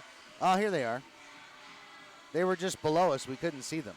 No, here they are right here. Well, 2 of the referees are on the ice. The linesmen are just now coming out. Hey, update for you from M&T Bank Stadium. 2 touchdown passes from Ryan Tannehill, and the Tennessee Titans lead the Baltimore Ravens 14-0. That would certainly be a big upset. You're kidding me. I'm not kidding you. This is Titans season. Yeah. Capitals trailing the Devils at home in the third period. It's 4-1 New Jersey. Flyers at home against the Lightning tonight. Tampa Bay with a 1-0 lead. Now the official team that matters, Gary. The Islanders. What is it, 1-1? I'm not even sure. Yeah, I don't even check those teams because they always win, right? Typically, yeah. I try to stick to the locals. Long Island's a bit of a hike from here. It's 2-1 Boston, but who's counting? Well, nobody likes the Bruins anyway. No. Well, you got Brown and Pens right down below us here. As I know the stats went in. The penalties, I should say, went in. We saw them all, but I'm not sure if the players know it. They're probably not checking the website at the intermission. Now, what's interesting here is the officials are talking to the scorekeeper. I wonder if we are going to get some additional penalties. I'll tell you what happened. I know one of the issues was there was a penalty on number 24 on Delaware. Delaware doesn't have a number 24. Oh. So that's something that they're looking into right now. Who was that? And we don't even have a number 4 or 14 on this roster. Right. There's no 4 to be had except for the 40. Maybe it was 26 again. I don't know. It wasn't 23. I don't think Masters was involved in any of this. No. Patrick Tundle's right there on the ice. I don't see Martin Tuma out here, though, do you? Well, I did not. I wonder if Patrick hasn't been informed that he had a got-in-the-game misconduct yet. No Tuma on the bench over here in those bright orange jerseys. It'd be hard to miss Tuma. Right. He is a large individual. Of course, has some NHL experience. It's not in the penalty box either, so Tuma knows he is gone from the contest. Yeah, I don't think Patrick realizes. He's just now kind of shaking his head. I think he's getting the news here. And it's a shame because Patrick's starting to play some really good hockey. He is. The line of Evgeny Demon, and Anton Kalinin have been really good again tonight, creating scoring chances. Of course, Kalinin with the goal. Tondel scored a goal last night. And I understand there was a lot that happened, but this is bad for the game right here, this pause. Right. As the linesmen were already late to get out, now you have this stoppage here where the guys are getting loose, and they're going to get tight again here before the period starts. And we got hundreds of fans looking and looming on. Packed out crowd here again at the Thunderdome as we wait and see. Yep. Don't forget, we'll be right back here in Harrington. Not next weekend because the Thunder will be in Carolina. Mikey will have the call for you. If you go to DelawareThunder.com, you can listen or you can download Mixler, the Mixler app as well. And then we'll be back here at Thunderdome the following weekend for a Friday, Saturday, and our first Sunday game as well as the Watertown Wolves will come back here to Delaware. We'll have all the action for you. 7 o'clock on Friday and Saturday, 3 o'clock on Sunday. You can get your tickets today at Delaware Thunder. And I think they just now did get the news that Tundle is gone, because it looked like Charlie Penn said he's gone to his coach, Charles Penn Sr. But this is just terrible for the sport right here. This is terrible as we still wait and wait here as these players just want to play. The fans are here. We got the Macarena playing. There's some dancing going on in the crowd, but they want to see hockey. Right now, Charlie's going back to the official. Because now Aaron Atwell has changed places with Steve Brown. Steve Brown said this was taking too long. He headed off. Atwell and him switched spots. We'll see if they play together this period. Maybe that's something. Now Tuma's out, so we'll see. Maybe they will. As you mentioned, yeah, because we've seen a lot of Listmeyer and Atwell tonight, and had been seeing a lot of Freeman. Now remember, Freeman took that shot off the leg, tried to come back, left the game again, and I don't see him on the bench. Or is that him? Yeah, there he is. Oh, that's a good sign then. Freeman's back out. He's on his feet. So if they can get back him in the rotation, that's good news for Danbury. But I'm curious, too. As well as Brown and Atwell played last night, it really puzzles me that we haven't seen more of Steve Brown tonight. Yeah, and you wonder if maybe something did injure him, if he is hurt a little bit. But you hear the crowd rising because Alex Basie walks over by the Thunder pack. Jordan Clark as well. His fight last night won him brownie points. Look at that. That's awesome to see. And Patrick Tundle did just get escorted off the ice straight to the locker room. Not very happy, obviously. We're still pretty sure that after this is all said and done, the Thunder will have a power play to start this period. After, again, this all began with the delayed cross-checking call against Gordy Bunnell, and then the fisticuffs ensued between Tundle and Tuma at the conclusion of the second period. And Gordy Bunnell's not in the penalty box. He's actually doing some laps on the ice right now. He's going to try to get away with this, I think. Well, it's interesting, too. There were two guys in front of the net. Bunnell just went to the box. Okay, when Demon went down, so we might be closer to getting back into action here. I'll try to give you some score updates from around the FHL really quickly. While we wait, we do have, you see there, Coach Penn speaking with the official here. And obviously both coaches have a complete right to speak to the official here. And this needs to get sorted out. It was a crazy finish to the period, but both teams now waiting and looking on for period to start. Speaking of crazy, Columbus and Port Huron combined for 20 goals tonight. The River Dragons beat the Prowlers 11-9. Carolina beat Mentor 3-0. Of course, our score here is 4-2. Trying to get you an Elmira score as they're taking on Watertown tonight. Well, the power play unit looks like it might be out for the Thunder. No, they have Penz and Contrado both out there. Both teams have 5 on the ice right now. Maybe that first penalty got overshadowed by this, but that shouldn't have. That was totally separate. That looked like it should have been the equalizer here, and they're going to say 5-on-5. Well, that doesn't make any sense. Elmira leads Watertown 2-0. They play in the second period. I mean, as you mentioned, Bunnell's in the box. Nobody was in the box wearing Thunder black. We'll take a look down here now. Yeah, now they have Nikita Sedenko in the box. He's serving something for somebody. So somebody got an extra. I wonder if Tundle got an extra minor. Remember you said they were looking for a 24? Right. So here we go. When all said and done, I guess coincidental minors there. And not really coincidental, but they cancel each other out.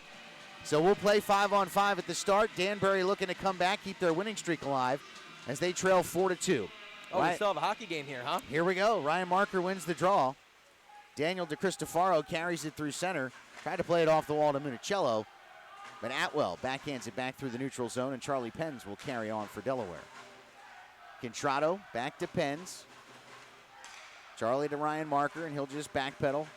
You know, I asked you last night as we were heading into the third period, as Danbury had a 3-goal lead, if you thought that they would play differently.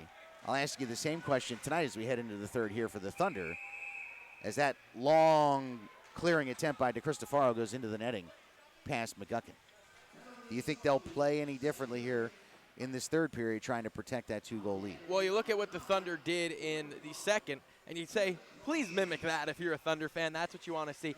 But it just seems like, you don't want to play different, but you do with the lead, especially in the third. You get the red line, you chip it in, and you don't want any of those risky plays where the drop passes, they go backwards and whatnot. So there's a lot you look at going into this third period, but you hope Delaware plays very similar to the second. Municello to Marker. Marker with a quick shot, and he scores! Ryan Marker beat McGuckin glove side. It gives the Thunder that 3-goal lead, and he now takes over the FHL lead in goals with 27. That is a thing of beauty. Ryan Marker, it wasn't the hardest shot, but he used the defenseman as a screen right over the glove of Thomas McGuckin, and it's 5-2. That's a goal scorer's goal for Ryan Marker. And a huge boost for the fans here as well. They were getting a little restless. 19-13 left in the third. Off the draw, Kasich tried to carry in. He gets poke checked by Kieran Devine, but he is able to dump it back deep in behind Aaron Taylor. Taylor backhands it along the boards, but Kasich kicks it back deep. Bounces off the stick of a Danbury player.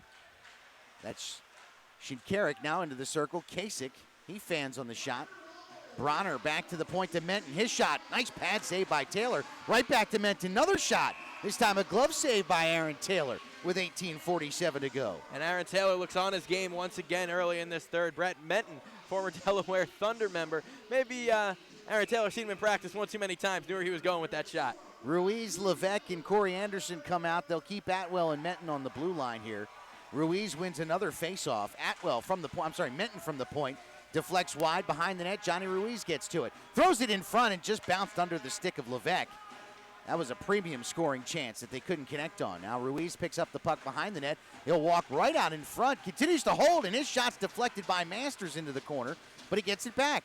Now he'll throw it into the slot. Kalinin fans on the clearing attempt, but on the second opportunity, gets it back to center. Atwell spins away from Masters. Gets it into the Delaware zone and then races past Lichty. Throws it in front, and again, Levesque just can't settle it down right off the heel of his stick, but he does maintain possession of the puck behind the net. Levesque back to the point. It's Atwell. Atwell holds. Now they'll fire, and that hits bodies in front. I think he got Corey Anderson or Kieran Devine. And the Thunder are able to get it back to center. Now Kalinin and Demon. Little chip pass from Kalinin. That's deflected away by Brett Menton. And now Demon goes into the referee and then into the boards after a push from behind from Atwell. Not a boarding. I'm not trying to say there was a penalty there. But he got a little bump from Atwell, and he fell awkwardly into the boards. 17:47 He got left. pinned in between the official and Atwell, and then he was trying to hold on to the official for some balance, it looked like, but those two gave way, and head over heels into the boards go Evgeny Demon, who appears to be okay, just a bit slow to get up at first. Face-off will come just outside of the Danbury zone. McIntosh is out with Cutting, and now Sedenko is going to go back to the bench. Unhappily. It's McIntosh, Contrado, Cutting, Pens to Cristofaro. Brandon Contrado will take the draw against Shinkarik. Shinkarik wins the draw. Gavrik now looks to carry it out of the Danbury zone, and he does. Cross-ice pass to Dearson, right on the tape. He nearly had a screen from the referee, but a nice pad save by Taylor. This puck now loose behind the net. Taylor Cutting can't get his stick on it, and Dearson pushes it deeper. But now Cristofaro is able to loft it back to center. Gavrik gloves it down, plays it right back into the zone. Cross-ice pass to Shinkarik in the circle. His shot deflected by Pens. Goes wide and all the way out of the zone and all the way back down into the Danbury zone, where McGuckin will play for the Hat-Tricks. Well, now it's going to be a real push from the Hat-Tricks, and we did answer the question if Taylor Cutting we will see on offense tonight. Back to the circle. Sedenko with a shot. That's blocked down by Lismeyer, and then he pushes Sedenko down to the ice. Bronner with the pass ahead to Shinkarik. Into the zone to Bronner. Bronner on the backhand throws one in front, but Charlie Pens knocks it down. And now Sedenko comes the other way with Cutting 2-on-2. Cutting at the blue line. Fakes the slapper and just carries it in deeper. Side angle shot goes high and past McGuckin and all the way back to center where Licky will play it. Yeah, I like the play from Cutting. Got to get the shot down a bit, but Sedenko's going to the front. You want to get that on net, and Nikita Sedenko could possibly bury the rebound. Ryan Marker, a little touch pass to Sedenko, but he can't get it through Bonnell. Now Bronner plays it into the Delaware zone. Kieran Devine throws it back to center. Bouncing puck at the red line. Brett Menton plays it across to Atwell. He's harassed a bit by Marker, but Aaron comes through the neutral zone. Carries it into the Thunder zone, throws one through the slot, and then gets wiped out from Licky. Now a quick shot from a side angle from Menton is knocked down by Taylor. He'll cover up for another faceoff. Well, early in this third, we've seen a lot of Menton, and we will because of the fact that Tuma's out of the game, but Brett Menton had a couple shots early in this third. That's already his third shot just this period for Menton. And if Brett Menton is playing well, he could be a very dangerous player for this team. Again, I would have to go out on a limb and think that there's something physically bothering Steve Brown. For as little as we've seen him on the ice tonight. He's a guy that this team would want on the ice shift after shift if they can have him. So you have to think something's wrong. Now they got Gavrick back on the point as well. Pass through the neutral zone, got past Marker. DeCristofaro, though, is able to play it to Municello. He spins around Ruiz. He's harassed from behind by Levesque, skates around Kasich, but now Johnny Ruiz picks up the loose puck. He'll skate back into his own zone, 15:41 to go. Hat Tricks trail by 3, looking to keep their 6-game winning streak alive. Kasich will skate it down to the Danbury zone. It's across the red line. Now he'll wind, fake the slapper, pulls it down, and then shoots one that's deflected by Pens with another block. Atwell, nice keep at the blue line, but then stolen by Municello. Ahead to Ryan Marker. Walks in, 1-on-1 with McGuckin and a big save. Delayed penalty call. And the Thunder are going to go back to the power play. Hooking will be the call. I think they're going to get Levesque. It's going to be Atwell that they're going to get, I believe, actually. And he tries to give a stick to the back of Municello after the linesman caught it, where he could have got an extra 2 there, Atwell, for sure. So the Thunder will go back to the power play with a chance to really kind of put the nail in the coffin here. A 4-goal lead in the third period is almost impossible to overcome. Not totally impossible, but nearly. It's a big power play for sure. Demon on the draw, wins it. Marker, cross to Pens at the point. Kalinin falls, shot from Pens from the point. It's interesting, Kalinin would have been the screen, lost his edge, and that made it an easier save for McGuckin as he saw it all the way. Right, and let's not forget Marker's on 2 goals again right now. Could he already be in pace for his 3rd hat trick of the season, possibly? Ryan Marker just has a knack for scoring. Off the draw, a win that time by Corey Anderson. Puck's loose at the side of the net. Listmeyer gets to it, but can't get it out of the zone. Pens holds it at the blue line. Now Anton Kalinin. He'll play it down low for Demon. Demon back to the point to Pens. Pens to Demon. Demon holds at the circle. Down to the goal line to Kalinin. Back to Demon. Now Pens at the point. Holding. Gets it to Marker. Ryan Marker. Into the circle. Shot. Glove save. McGuckin. Listmeyer was the screen that Marker was trying to use there. McGuckin did a good job to keep his eyes on that puck. 1:28 left in the power play. Well, you look at the center of the ice, absolutely no one is there in a black jersey. Contrado there for a second. Kalinin skates in as well. But you need bodies in front on the power play, and just nothing there for the Delaware Thunder. Delaware will keep the same group out here. Danbury goes with Shinkarik, Levesque, Menton, and Gavrick. Wow, seeing Menton on the penalty kill now after yesterday, like we said, only a couple shifts. Today in the first played a bit. Now as the penalties and injuries add up for the hat tricks, we see a ton of Menton tonight. Well, and remember, the 3rd straight night that Danbury's playing as well. Right.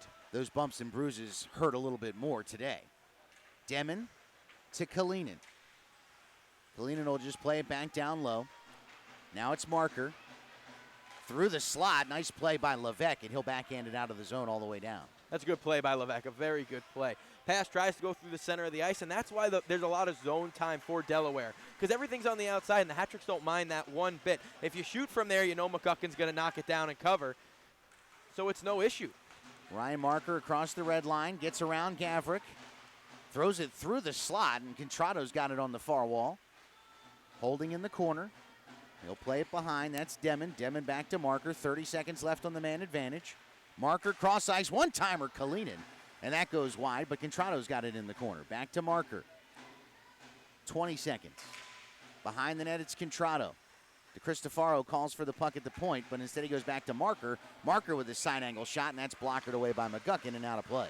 And DeCristofaro should have had the puck twice there at the point. He had a good lane to the net. Unfortunately for him, never found it. And now we see a bit of a different unit here with Municello cutting Masters and McIntosh. Haven't seen this unit on the power play. Masters and McIntosh new to the unit. Absolutely. Evan will take the draw. Johnny Ruiz is out. Now we see Stevie Brown on the ice. Draw won by McIntosh. Masters back to DeCristofaro. Kind of flubbed the shot. It goes well wide. Cutting gets the rebound behind the net. Now Municello walks into the circle. He'll hand it back to Cutting. Cristofaro gives it to Cutting. And then that pass from Cutting to DeCristofaro comes right to Atwell, who's out of the box on a break. Goes to the backhand. Save made by Aaron Taylor as the puck's loose in the corner. Along the near wall, Ruiz battles with Eric Masters. It comes back to center, and Brett Minton just bangs it in. So Delaware almost got a free out there as Danbury had to get out of the zone. Instead, DeCristofaro holds behind his own net. Aaron Taylor with a huge save. It looked like he got the blocker on it, and it deflected right up and off the post. And Daniel DeCristofaro has no problem with this. Taylor and Atwell going at it in front. Aaron Taylor not one to back down, obviously. We've seen that before. Not at all, and Atwell got a little swipe on the pad there. 12:35 to go, 5-2 Delaware. And now Gavrick will hold behind his own net. And now Masters and McCucken kind of going a little back and forth there in that crease. Johnny Ruiz carries it through center. His pass for Atwell off the mark. It goes all the way in behind. Big hit. Kasich and Cutting come together. And I think Taylor got the worst of that, and he's down. Completely clean hit. Two guys going full speed trying to get to the puck first. And I don't know if Kasich's shoulder got Taylor's head as they came together, but Cutting is down behind the net and hasn't moved much yet. Yeah, and Taylor Cutting definitely not a guy to stay down if it's not something that you think is a pretty good injury, obviously. Never good injury, but you know.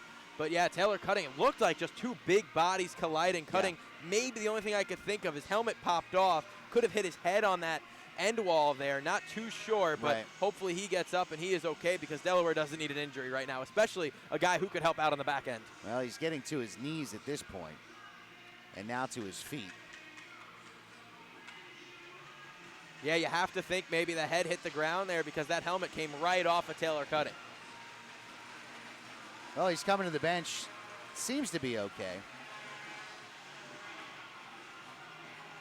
Yeah, don't see any blood. Not sure what the injury was for Taylor Cutting, but he'll get evaluated by the doc, and we'll see if he makes his way back to the ice tonight. Yeah, they got a ton of training staff on the bench. Giancarlo, absolutely phenomenal. Rebecca and Dr. A all on the bench as well. 12:14 to go. Well, they are doing a little maintenance behind the net there. I wonder if there was a little blood from that hit. See if we have to get the coolest man on the ice out there, Coy. No blood at all, so we're good. Corey Anderson is out with Kasich and Levesque. Menton, Gavrick on the blue line. Marker on the draw. Kasich walks in and fires one wide at Taylor. Contrato will get to the rebound, but his clearing attempt didn't get much on it, and Levesque carries on. Passes for Kasich, but that's in his knees, and the puck comes loose to the near wall. Kasich gets to it and hands it off to Corey Anderson. Anderson, marked by Marker, plays it back to the point. Menton fans on the shot, and it's going to go all the way back down. McGuckin will play it. 11:50 to go in the third. Again, Delaware up 5-2. Gavrick now for Danbury. Just play it around the wall. Corey Anderson steps around Contrato through the neutral zone with speed. Good poke check there by Kieran Devine, but Gavrick nearly got it back. Anderson plays it to Kasich. Kasich shot, glove down by Taylor. Levesque in front was looking for a rebound. And a name we haven't said much tonight is Kieran Devine, but a wise man once said, if you're not saying a defenseman's name a lot, that's usually a good thing, because Kieran Devine's not an offensive inclined defenseman. He's definitely one of their better in the D zone. So he's not a guy you want to say his name all that much. That means he's probably doing a pretty good job. And once again, Kieran Devine's been steady on the back end for the Delaware Thunder. Absolutely. Evgeny Demon now out with Masters and Kalinin. Of course, with Tundle out on the game misconduct, Eric Masters moves up to this line. Clearing attempt from DeCristofaro is kept in by Atwell, but now Masters tried to play it ahead to Kalinin, but it was in his skates, and Listmeyer will get to it for Danbury. Skates around his own net, plays it ahead. Bronner gets it back to center, but DeCristofaro will just play it in. Goes off the chest of Listmeyer. Now the puck in the skates of Kalinin at center ice, and he'll backhand it on to Masters. Masters looking for Demon in the slot, missed him. Shinkarik comes away with it for Danbury. Trying to keep up with everything that's going on here. In the mist, I think Brennan Young is off the bench for the Delaware Thunder as well. Sorry to cut you off, Gary. No problem. Bronner into the Delaware zone. Quick shot right into the chest of Aaron Taylor, but again, as he's been doing all night, corrals that shot, leaving no rebound, and we'll get another face-off. Yeah, and it does appear that he is off the bench, Young, and another big save by Taylor right up in the facial area. Knocks it down and gloves it. Well, if nothing else, I mean, this has definitely been a tough and gritty weekend for both teams. And indeed it was. Indeed it is. It's been a good weekend series, and it's something about Delaware that Danbury has a bit of trouble with. I know they were 3-0, but for the top team in the East, when you look, normally they're playing, obviously Delaware, who should have more wins, we know that, than they have. They lost a ton of close ones, but Danbury's a team where the Delaware Thunder know they can beat, and then they think they can beat anybody in this league. Shot from the point from Menton is deflected into the corner. Kasich gets to it now. Dearson spins away from Devine. Kasich in the slot had a hard time handling that pass and gives Kieran Devine a chance to clear it through the neutral zone. No icing here as Gavrik gets to it for Danbury. He avoids a hit from Cutting. Now he skates around Sedenko. Through center. Across the red line, walks right in, winds and fires, and a save by Taylor. Big rebound, and that shot goes wide from Kasich. Cutting takes him down. Ruiz plays it down low to Dearson, and now here comes Litke back the other way. It's getting physical, and it's getting nasty out there, Gary. Well, Danbury wanted a penalty on Cutting on that hit on Kasich, and I don't blame him. He came from the blind side, could have called him for tripping there pretty easily, but no call. And now here comes Danbury the other way. Bonnell passes through the legs of Cristofaro, but he gets back to it behind the net. Now the puck's loose at the side of the net as Corey Anderson overskates. Clearing attempt by Sedenko doesn't quite get out, but on the second try, he gets it back to center where Lismeyer will play. Right, and we're starting to see a ton of guys who didn't play all that much early getting playing time now, and one of them is Nikita Sedenko. Levesque's shot is blocked by McIntosh. It comes through center. Now it's a race. Municello and Lismeyer. Lismeyer's going to get there first. Cruz just backhands it through the zone to Atwell. Levesque with a little touch pass to Anderson. He comes across the blue line. He'll find one off the post as that was deflected by Penn's. Rebound shot from Levesque is saved by Taylor, and they'll just play it out of the zone. Brett Menton at center ice for Danbury. Well, that's Corey Anderson. I know his nickname in Danbury, they call him Scory over there for that exact reason, that good wrist shot he has. He's their leading goal scorer. That shot goes well wide, and now Danbury's going to come for a change as DeCristofaro holds. His clearing attempt was deflected by Ruiz. Doesn't get out of the zone. Shinkarik with a shot. That's blocked by DeCristofaro, but Ruiz will get to it in the corner. He plays it behind. Shinkarik carries back to the point. Turns, fires one from the blue line, and that goes well wide. Good screen in front from Bronner. Back into the slot. Shinkarik with another shot. That goes off of a man in front, Gavrik. But now Contrato and Marker come back the other way. Marker across the blue line. Holds, fires, and it's wide. Municello tracks down the rebound, but now he's bumped off the puck by Bronner, and Johnny Ruiz comes back the other way. Tries to get around Kieran Devine. He will, and get to the puck in the corner. Shinkarik plays it further. Contrato got to it, but his backhand clear attempt is held at the blue line by Atwell. He'll just play it in behind. Now the puck comes loose in front, as it looks like Ruiz skated right into the side of the net with a little help from Kieran Devine, and now they're going to call Kieran for interference. I think it's just they blew it dead because the net came off. Oh, are they going to get Devine for interference? Yep. He didn't like the call. Who got it, the back official? Yeah. With the ref standing right next to him, the back official calls it. Oof. I don't like that one, but hey, this is a big moment in the game right here. 7:58 to go, and here could possibly the hat-tricks turn the pace of this one. It was right around this time last night where Patrick Tundle scored and started a rally for the Thunder. So it's an important kill. The hat-tricks are 0 for 3 on the power play tonight. Aaron Taylor not happy about something here, pointing to his mask. He needs it fixed. Some equipment issue. So we get a slight delay here as they take care of that. We get a good look at the man behind the mask who you don't usually get to see, Aaron Taylor. But while we have a second here, I know we talked about it a little bit, but a tough 4-game stretch here. You have yesterday Danbury, today Danbury, and then Carolina. The best in the East and the best in the West. Right. Smushed together for the Delaware Thunder in 4 straight games, and this is a huge one tonight. They win this one, tons of confidence going to Carolina, a team that Danbury just beat twice. Off the draw, Atwell plays it in deep. Bonnell behind the net, plays it to Dearson. Back to Bonnell. He's marked by DeCristofaro, pokes the puck away momentarily, but it comes back to him. Bonnell turns. He and Kasich get a little too close. Now Kasich comes away with the puck. Into the circle. Oh, his drop pass as Dearson kind of had moved at the point. He goes all the way back to center, and now Danbury's got to reset. Dearson walks in. His shot towed aside by Aaron Taylor into the corner. Puck loose, though. Gavrik will get to it. Just plays it back behind the net. Now just thrown in front. Still loose. Just sitting there in the slot, and finally he gets to Tony Kalinin, but he can't clear the zone. Kasich gets to it. He gets taken down. Atwell at the point now. Atwell holds. He'll just play it off the wall to Bonnell.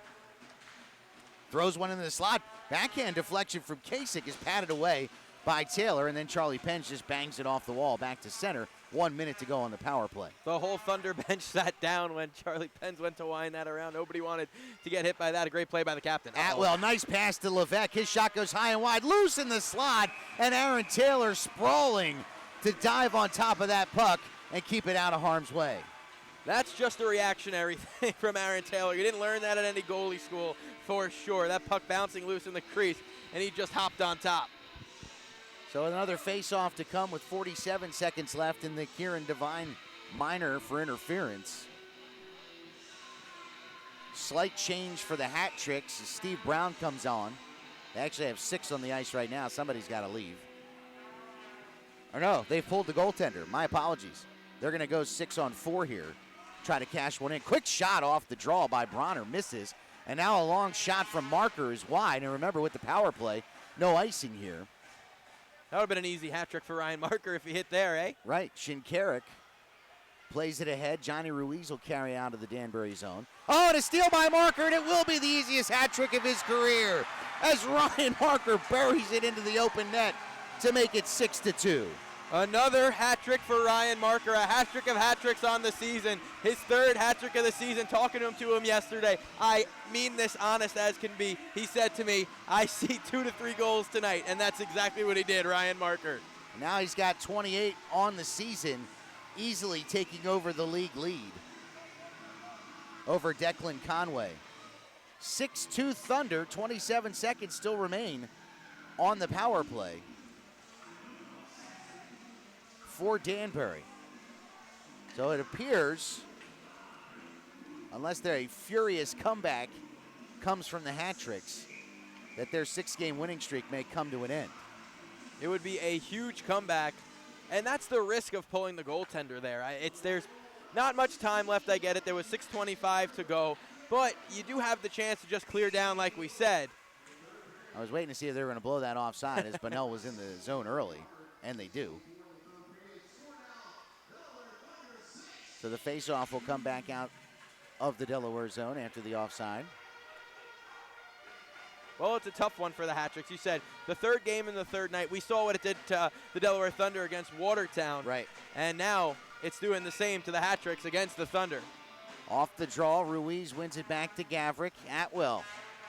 Well, and again, I mean, think about the guys that have been on the ice the most for Danbury tonight. Atwell mainly, but Gavrik's had logged a ton of ice time. Dearson, Ruiz.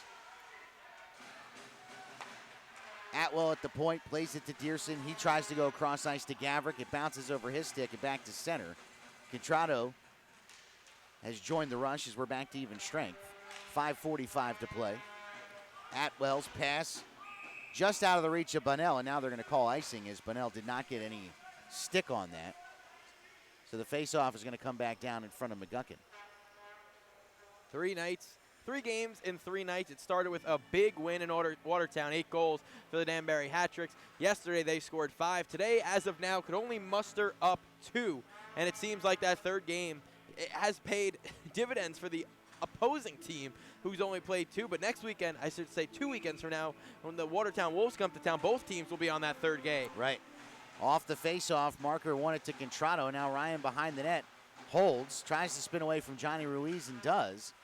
Now he'll reverse again, back to the point to Littke. Littke throws one through the slot, was looking for Contrado, but a good play by Listmeyer as Danbury gets it back to center ice. Dearson into the zone. Stops, takes a bump from Kieran Devine, but holds the puck. Throws it across for Menton, it's off his stick. Brett holds, winds, fakes, blocked by Municello, but it comes back to Menton. Menton walks in, takes a weird side angle shot that goes high and wide. He's gonna go all the way back down into the Danbury zone. Kasich will play it there. Gets around Municello. Now skates around Contrado. Tried to get through Marker and couldn't. Contrado now with the puck. He gets through a man. From the circle shot, and that's a blocker save from McGuckin. Marker gets to the rebound and plays it deep. Contrado and Gavrik fighting in the corner there. Now Menton will bump Contrado. Puck still wedged against the boards. But now it comes free. Gavrik has it. Gavrik spins away from Contrado. Now his cross-ice pass is on the tape of Corey Anderson. Anderson crisscrosses with Kasich. Onto the backhand. Shovels one towards the net. That's steered aside by Taylor. Anderson gets it back, tried to throw it in front to Kasich, and that was poked away by Taylor. Again, the puck's loose out in front, right in the slot. Backhand shot by Brownell, saved by Taylor, but now loose at the blue line, and Danbury keeps it in. Anderson, Bronner again, spins, tried to find Anderson, but the pass was behind him. Anderson chips it in front, was looking for Kasich, couldn't get it to him. Shot from the point's deflected and loose, and now Marker comes the other way. Stretch pass right on the tape. Municello played beautifully by Brent Menton, but we're going to get a penalty. Might have got a little bit of a grab there, and that's what they're going to call holding. So the Thunder will go back to the power play. Exactly the same play as yesterday. That one I give a little bit more of a penalty as Municello got behind Menton for a second. Right. Menton looked like that loose arm got around him.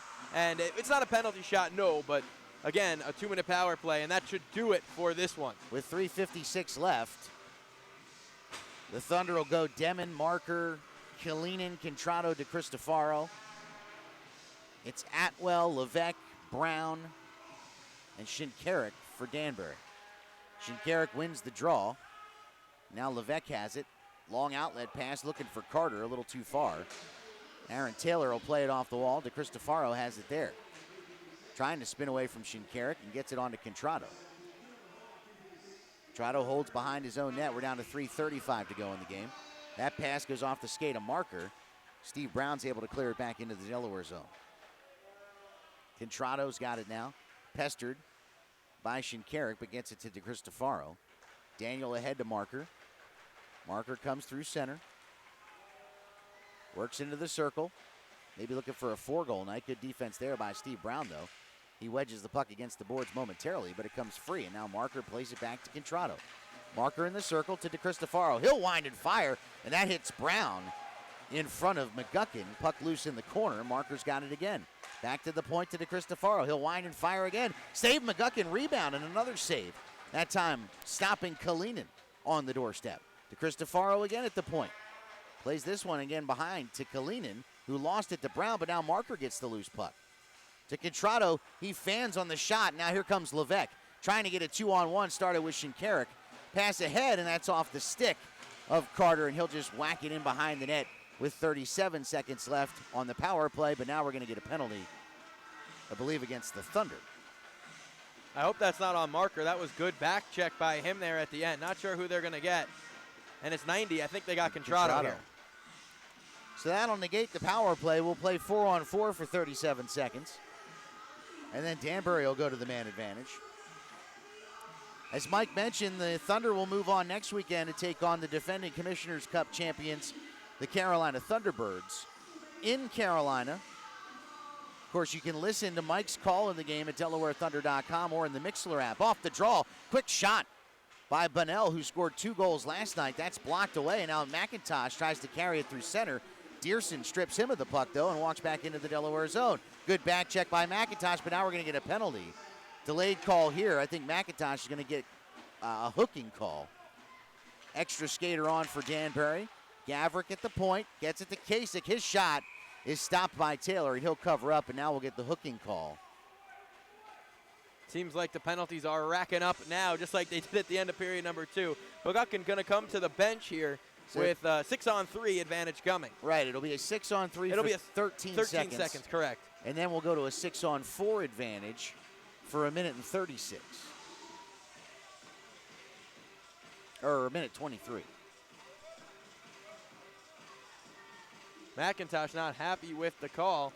None of the Delaware Thunder players are. So now it's a 6-on-3, 2:09 to go. I don't know why the whistles are even really out. You don't see this very often. The old 6-on-3 man advantage. Or I'm sorry, 5-on-3. Because remember, Danbury has a man in the box. For 13 seconds. Right, and then it'll go to the 6-on-3. Right. Shinkarik, one-time shot stopped by Aaron Taylor. Thrown it in front. Corey Anderson whacked away at it, but couldn't get it home. Shinkarik at the point, plays it across. Levesque into the corner to Anderson. Now out of the box is Bunnell, or now we've got the 6-on-3. Anderson's pass, it's muted a bit by Litke, and then that shot's deflected into the corner. Litke mans Bunnell in the corner, but now Levesque has it on the far wall. Walks through the circle. Shinkarik from the point. His pass didn't get much on it. Nearly stolen by Pens, but Levesque keeps it in. Back to Levesque. He'll walk into the slot. Nice play by Municello to steal, and he comes back the other way for Delaware. Skates it ahead. He's got it on the backhand and off the post as Municello was looking for the empty netter. But back the other way comes Danbury. Shinkarik right into the slot. His shot's blockered away by Taylor. Clearing attempt by Litke's knocked down by Levesque. He gets it across to Shinkarik, who will come back to the top of the point. Hands it off to Johnny Ruiz, top of the circle. Down low, Bronner with a pass, backhand pass, beautiful feed to Bunnell, who couldn't get it on net, and then he slashed away at Municello, and he's going to get called for the slash there, I believe. Once Danbury touches the puck, and they do with 48 seconds left, they're actually going to get Bronner, not Bunnell, on the slash. Yeah, it was a slash, knocked the stick nearly out of Thomas Municello's hand. He somehow held on. Stick was almost upside down in his hand. So now McGuckin will have to come back into his net with the face-off in the offensive zone for the Thunder. 48 seconds. Still a man advantage here for Danbury at 5-on-4. No, 4-on-3. I think everybody's wrong out here. It's 4-on-3. 2 penalties for Delaware, 1 for the Hat-tricks, 4-on-3. Right, good point. There's so many numbers on the scoreboard, I think we're all confused. The only one anyone's really focusing on.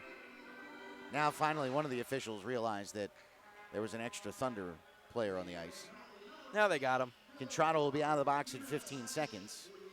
There's 48 seconds left in this game.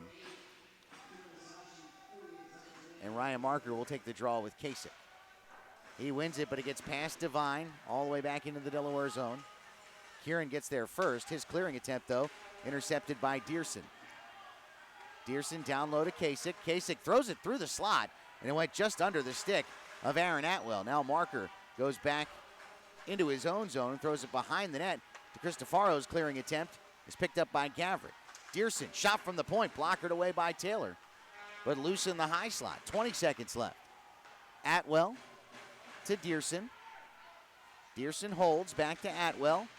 Atwell poke checked away from Kieran Devine, but he gets back to the puck. Tries to walk into the slot to Cristofaro, steals it away there. McIntosh plays it at center ice. 3 seconds left. Evan will hold the puck. 1, takes a shot at McGuckin as time expires. And a huge win for the Delaware Thunder as they snap the Danbury Hat-Trick 6-game winning streak with a decisive 6-2 victory. An absolute huge win for the Delaware Thunder. The Hat-Tricks winners of 6 straight. That streak will end tonight as the Delaware Thunder get a huge win. And I tell you, for this team, they know they deserve the win here tonight, and they took full advantage of that and got a huge win. Aaron Taylor, a big night in net. Ryan Marker with a huge game up front. And you got to say, Patrick Tunnell didn't play the third, but a good 2 periods from him. Well, it was, and it's unfortunate that what happened at the end of the second period is something that a lot of people will remember about this game. This is a good hockey game. Well played first period. Danbury, I don't know why I keep wanting to say Danville. Me too when you say it's the Dan thing. Danbury jumped out to the 2-0 lead, and you almost felt like, oh, here we go. And then the Thunder, they rattle off 6 straight. And really, I mean, if you think about it, aside from a flurry of some really good chances that Aaron Taylor stood tall on in the second period, for the most part, after the first 8 minutes or so of the first period, Delaware really kind of controlled this game. They did. The Delaware Thunder came out, and I would say, I say this is a 60-minute effort from the Thunder. That's exactly what you want to see. In front of the home crowd, you absolutely love to see it. And the Delaware Thunder come away victorious tonight. 6-2, a convincing win over the best team in the East. Ryan Marker scored the last 3 for Delaware for his 3rd hat trick of the season. Now leads the FHL with 28 goals. He's the Rookie of the month for the month of December, and as Coach Charlie Penn said last night, best player in the league.